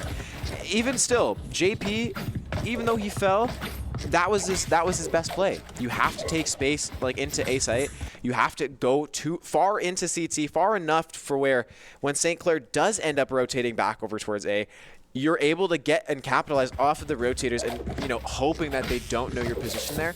But I mean, even still, it was just great for Tiny, great position for him, and I'm pretty sure he got a 3K that round. Even still, great hold from Conestoga. And I'm not sure what the tech pause is for. I guess we'll find out very shortly. But I mean, hey, Conestoga, they're coming back. Conestoga 100% are coming back into this. And now for the first time in genuinely an entire map, St. Clair is looking at a much weaker buy. We see 3 sheriffs coming through, 1 hero rifle, Taiga deciding to sell it for the Guardian, but only 2 pretty okay rifles on the side of St. Clair. Unfortunately, Instinct's play through Street there did not prove to work. The Neon ult was a very, very good idea, but no util there to back him up. He's just caught right there into Conestoga's crosshairs as he falls. Yeah, I mean, in the position that we're currently in right now, St. Clair has the ability to kind of take the back step and to reset their economy. JP can sell that Guardian, considering that one of his abilities is a pocket Guardian. So, I mean, we probably could be saving some money there, JP. Hey, JP, we probably could be saving some money right there, JP. He's not listening to you. I know he's not listening. I would hope so, but I mean... yeah, I mean, St. Clair does have a good spot right now. They have a good enough cushion, that 4-round cushion where they can get reset on that economy. They're still going to have that hero buy from JP, who's been a hero the entire series, the entire game. And I mean, yeah, I mean, look at Conestoga's economy as well, too. Like, all of them are going to be able to at least force buy for the next 2 rounds. Even, with that clawback from Conestoga, they're in such a good position right now. Oh, 100% Conestoga is put in such an amazing position. Guys, Lelo is ordering DoorDash currently right now during this tech pause. I have no idea what you're talking about. We need everyone to put in chat what Lelo should buy off of DoorDash. What should I get off of DoorDash? All right, see, right now, what are you thinking? What are you thinking off DoorDash? Like, if you were to get something currently right now, if I was to without Chatter's choice, what would you get? Osmos. I think Osmos? Osmos. I'm really hungry. I haven't eaten in quite a few hours, and I have to come back here for our Saints watch party of World You're Grand coming Finals. back at 1 a.m. Actually, which, shout out to Alexa, shout out to the Saints watch party. Please make sure to show up if you are in the Windsor-Essex area. Come down to St. Clair, come down to the Nexus Arena. We will be watching the World's Grand Finals live at 1 a.m. 1 a.m. EST. I don't know if my wife is going to let me stay here to watch that, but we'll see. I might just pop by while she's sleeping and then just come out. Exactly. Have fun. Osmos is a good show though. You get a lot of food for like $15. Yeah. As the tech pause ends and we are getting here into this round, let's see if St. Clair is clicking up for the first time this entire attack half. Ooh, they go fast. Hey man, it's JP as he had that confidence. The hero rifle works. The hero rifle works for sure. Instantly going over towards that art direction is able to not find one. Unfortunately, JP at 5 HP by himself. Not a lot he can do in this round. Picks up 2 points, troubles, but Tiny's Odin is too strong. No eye breakers, unfortunately. The wall bangs coming through. Tiny picks up 2 for himself that round. Yeah, I think I saw 2 from Tiny there. I think 1 from Nivek. I think Willie got 1 as well. Regardless, I mean, it was a strictly team hold there from Conestoga. The hero rifle did work out for Zhao. He did get 2 kills. But I mean, once again, I'm going to throw it literally in there. At what cost? At what cost? At what cost? Once again, you bought a Guardian, you have a Pocket Guardian, and now you have very little economy and have to buy like light shields and don't have enough for your the following round. Whereas if you saved that, we might be in a different position there. Bring them down. From that previous round, we found one. Taking slow, trying to force a little bit more utility on the side of Conestoga as we see they break that chamber trip and instantly back off, trying to re-clear towards this A main, but Conestoga is so far up already. They have so much space. Tiny by himself with that Odin posted up. He wants it, and St. Clair shouldn't be any wiser. Tilla with the very diligent jump peek is able to spot him out, taking minimal damage. Conestoga's side is noting where a majority of St. Clair are, but unfortunately incorrect. They might be thinking a bit of an A split here as more and more players are shifting towards that A site. But no, slightly have the read. This chamber operator giving Conestoga the security that they need to just leave him here by himself. I mean, they need to pop the smoke. I'm glad that they did. Otherwise, it would have ended poorly for them. Canadian Globe misses the first. He's gonna need to reposition because he gets stunned out, pulls out the pistol. Jazzy and the rest of St. Clair are gonna come out of the smoke, ablazing. Ultimate is popped, and St. Clair is jumping in. Okay, all right, fine, sounds good. Nivek is gonna get 1, Non is gonna get a second, and now we've equalized. St. Clair and Conestoga both have 3. Tiny finds a second with the Odin spam. Tyler has to make some sort of hero play here. Gets ahead of the Fade. Fade notes that there is 1 close, put down to 1 HP by himself. What can he do in this situation? Just has to play his life, play in this little bunker that he's made himself. Jazzy playing towards straight mid. Play off as well as he can. Taiga looking clean as ever. Is able to pick up that kill onto Willie.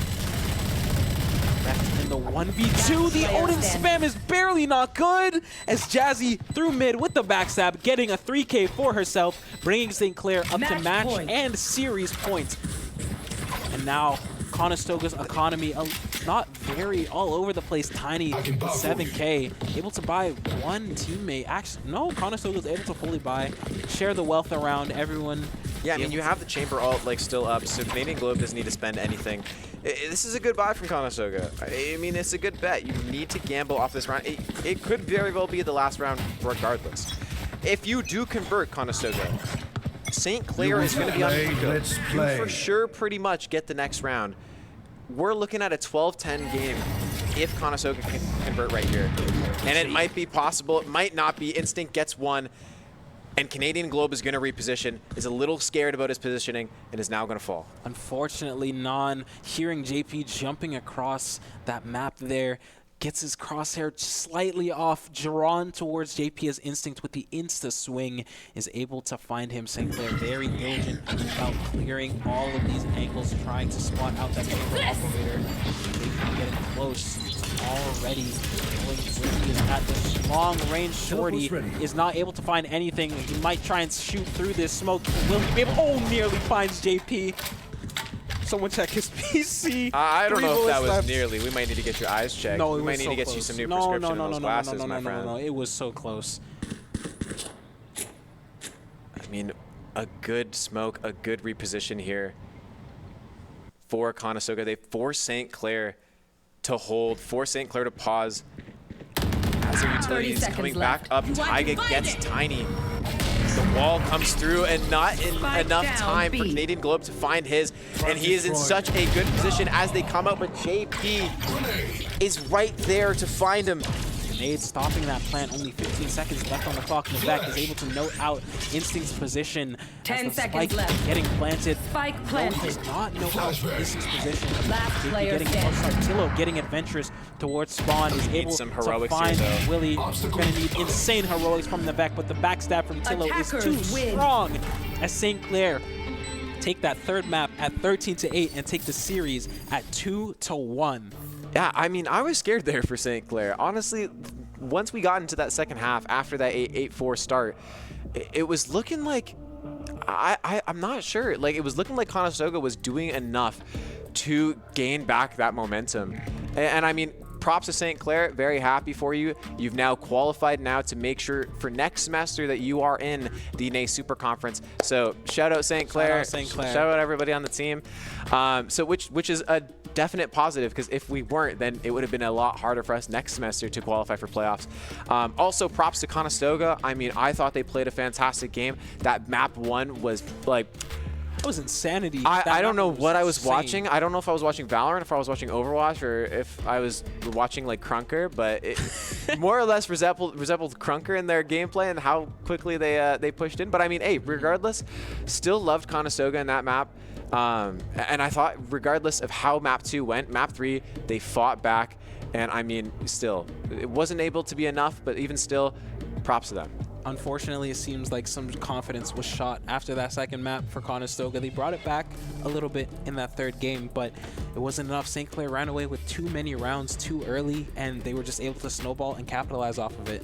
Now, I got a question for you, Owen. Who do you think is a star player for that last map? I got my answer. Star player for that map. The obvious answer is JP. That's like the very as the match MVP, that's the blatant answer is JP. But I'm gonna throw a curveball, or I'm gonna throw a flashpoint and say that it was Jazzy, because I think Jazzy did a phenomenal job both in map 2 and in map 3 in changing and turning the tide in terms of how St. Clair played as a team. Map 1. Very much like singular gameplay, very much solo gameplay. Just play by yourself, go and get your own. Map 2 and map 3 were a completely different story. We saw a completely different St. Clair in both Haven and in Pearl. And I mean, I think a lot of that was based off the backbones of Jazzy. On defense side, on Pearl, it was 8-4 for a reason. It was 8-4 because Jazzy got to very consistently multiple rounds and then didn't get overzealous, didn't overpeak, and didn't overextend to lose her own life. She put St. Clair in a lot of good winning positions, and it really worked out for them. It took the first half 8-4, and then the second half was a lot closer, but even still, she did what she needed to do. 100%, and I'm glad you said Jazzy, because I was gonna say the same. You're just piggybacking off me. You were gonna say you were gonna say JP. I heard. I heard the JP fan wave. That's all I'm saying. No. I was gonna say Jazzy because I'm so partial to flash initiator players, especially with these nerf the roles. Are you a flash initiator player? Yes. Oh, okay. Yes, I am a flash initiator player. Flash initiator player. Hey. We see our stats coming in. I don't know if I've ever seen a game end 0-0. I've never seen that once before in my life. Oh, there it is. It's all good. I mean, yeah, once again, I mean, as we can tell, JP had a phenomenal game. Taiga, once again, on that B hold. There was nothing they can do to stop him. There were things that they could have done, but there was nothing that Conestoga did to stop Taiga, and it showed, and Taiga really capitalized off of that. As we mentioned previously, Jazzy has 15 kills. The ACS, the stats don't really show for the amount of impact that she did end up having.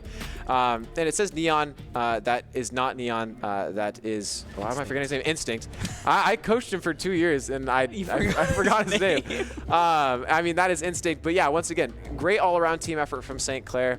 And once again, doesn't show in the stats page, but Navek really had a crazy impact that game. Navek tried to will this win for the side of Conestoga, doing absolutely anything and everything, getting those kills, getting those assists, using those flashes, knife timings. You could tell Navek wanted to win this so incredibly badly. Unfortunately, Non and Canadian Globe not able to pick up the picks and kills that they needed, both going 9 and 19 and 9 and 18 respectively, is not what Conestoga wants to see, but it's what we want to see. St. Clair win. St. Clair win. I mean, as much as we want to say that, sure. I mean, once again, shout outs to Conestoga. There are 401 brothers, I guess we can call them, our 401 neighbors. You know, we love to see other Canadian schools do well in the collegiate scene, and Conestoga is one of those schools who has been constantly improving, who has been consistently improving year after year after year. Shout outs to Zach Dodge for, you know, improving that program and all that kind of stuff. But yeah, once again, as much as we love to see St. Clair win, Conestoga, fantastic game, and obviously we see the improvement, not only from their VALORANT program, but also as an entire esports program as a whole. Oh, 100% Conestoga. They definitely have a lot of amazing talent on their roster, and I'm so excited to see what they do next time in the NACE conferences. But unfortunately, that will be the game, that will be the match, and that will be the end of our stream, as we are just very soon coming back to us so we can do our outro. Production doesn't want to see this. They're like, production hates us. They hate us. They've been looking at us through the multi-view the entire stream, and they don't want to see us on stream anymore. They don't want to see us succeed. They don't want us to see us succeed. I mean, yeah, once again, back onto the Conestoga thing. I mean, it is unfortunate that they've gotten so close to qualifying into the Super Conference, but couldn't end up making it. They were the 21th seed coming into NACE and made their way through. I'm pretty sure they beat, it was Ball State, to yes. get to this point, if I remember correctly. Yes, you are. Okay, wow, wonderful. That was just off the top of my head. I didn't do no prep and whatnot. But yeah, Conestoga has had a fantastic semester, and the year is not over. We still have the winter semester as well. But as I mentioned previously, had a phenomenal run in NECC and are still going in NECC, had a phenomenal run in NACE, and while you were so close to sniffing that Super Conference berth, you are still going to be in such a good position next year when you play in that regular season, and hoping that you have a better seeding coming into it, you know, next semester. Of course. And hello production. Thank you. Thank you guys. Thank you guys. As we are unfortunately ending off our evening here, let me say thank you to all of our sponsors. Thank you to Alienware, Tim Hortons, Subway, the SRC, the St. Clair Alumni Association, and of course, our goats over at Pre-Fire. Thank you, Saints Gaming, for joining us. Have an amazing night. Make sure to get your Pre-Fire, get all your Pre-Fire, and good night.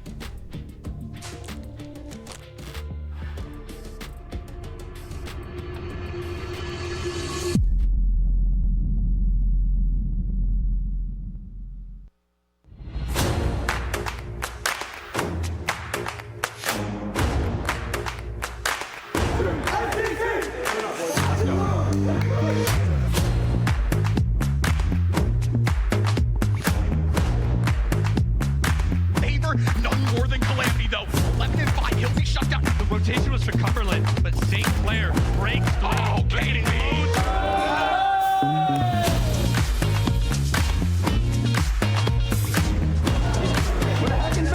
Situation now 1-on-1, 1 HP on this solo. 1 bullet is a 4-person 1v5. Stand against the random.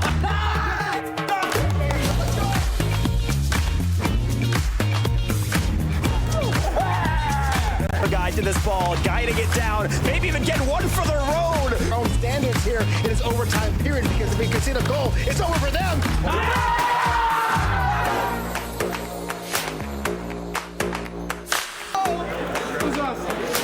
He's doing a lot of damage, but he's got to TP over. He avoids the ego. Bob Waena, no flash, no problem. St. Clair.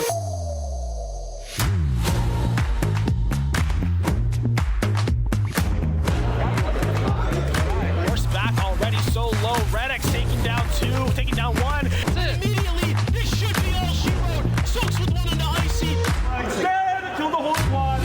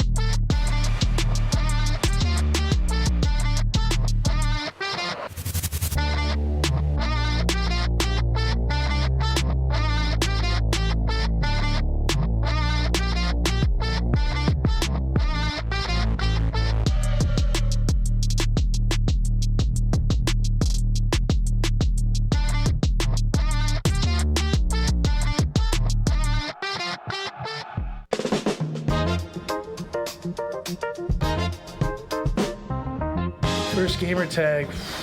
In like 2008, I had the gamer tag Apple I-50. McBender 91. Alonso.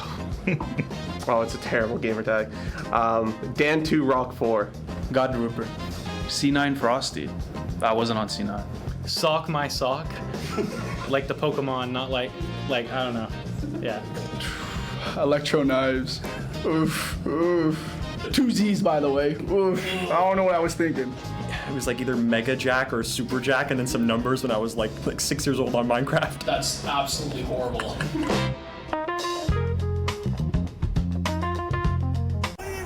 Classic.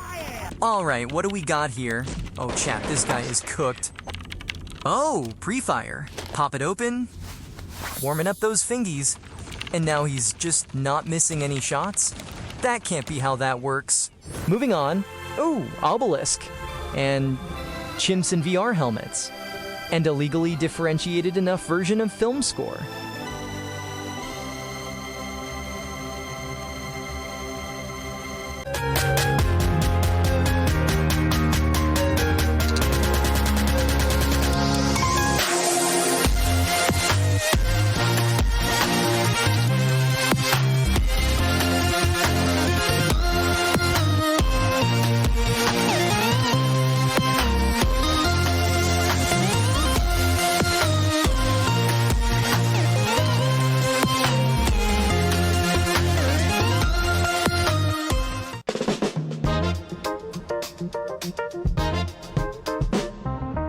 Roadhog. Breg. Echo. Lucio. Sojourn. Probably Genji. Venture. Widowmaker. Widowmaker. Definitely Zen. Either Diva or Zen. Overwatch 1 and Zenyatta. Diva. Diva Big Rockets. Sojourn One Shot Rail. Mercy Master Rise. I just want them to make Moira a viable character. Give me Ledge Dash back on Genji. Tracer Ball or Tracer Lucio on side fight. It's definitely Lucio Kiriko, but historically, I really like, my favorite is definitely Tracer Sombra. Probably Ana Brig or Lucio Kiri, either one. Overwatch 1, Brig Zen. Probably now it's Kiriko Lucian. Zaya Hanzo for Grab Dragon.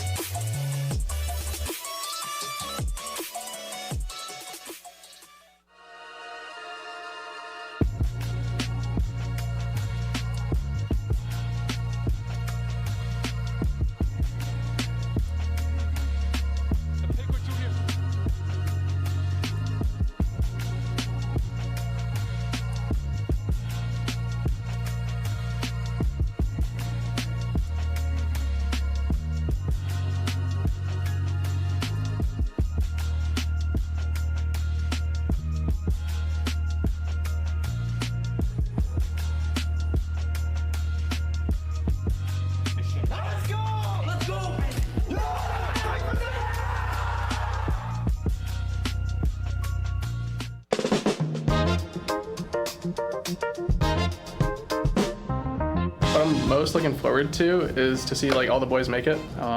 Div Winland. I think it's just a win. Like, our team has been going through a lot of changes. I want to see how far we can push it and see if we can finish third or get like a podium. Looking forward to competing with tough opponents and having a good time with my team. I really want to break that top 5, top 4 threshold.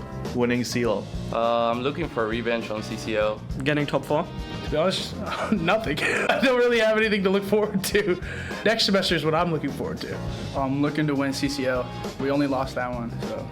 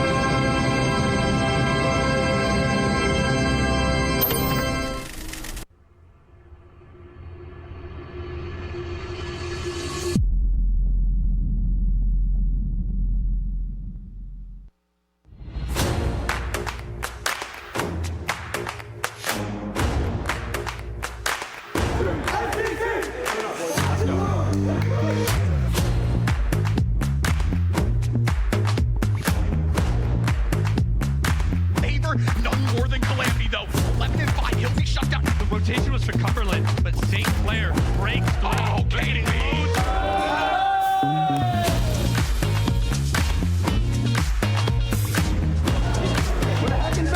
Situation now 1-on-1, 1 HP on this solo. 1 bullet is a 4-person 1v5. Stand against the rest.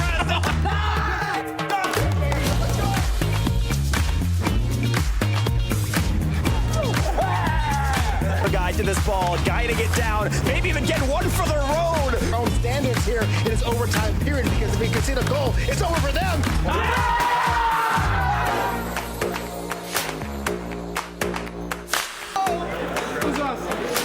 He's doing a lot of damage, but he's got to keep you over. He avoids the ego. Bob Waena, no flash, no problem. St. Clair.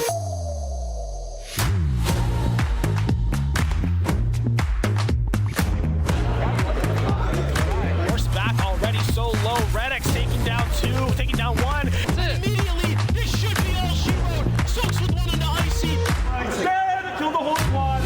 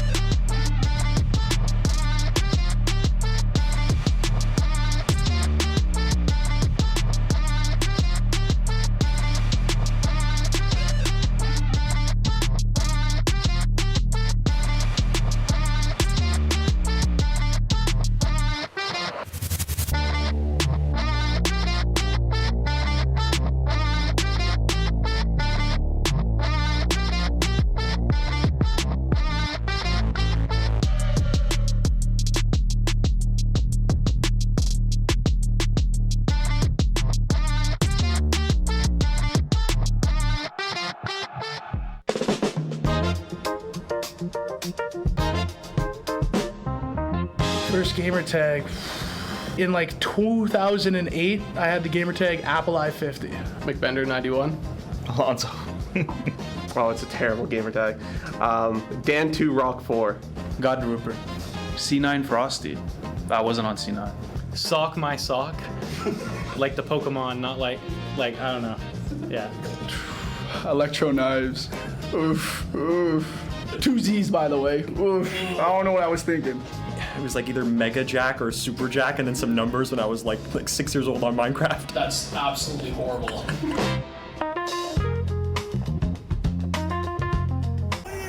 Classic. Alright, what do we got here? Oh, chat, this guy is cooked. Oh, pre-fire. Pop it open. Warming up those fingies. And now he's just not missing any shots? That can't be how that works. Moving on. Oh, obelisk. And chimps in VR helmets. And a legally differentiated enough version of film score.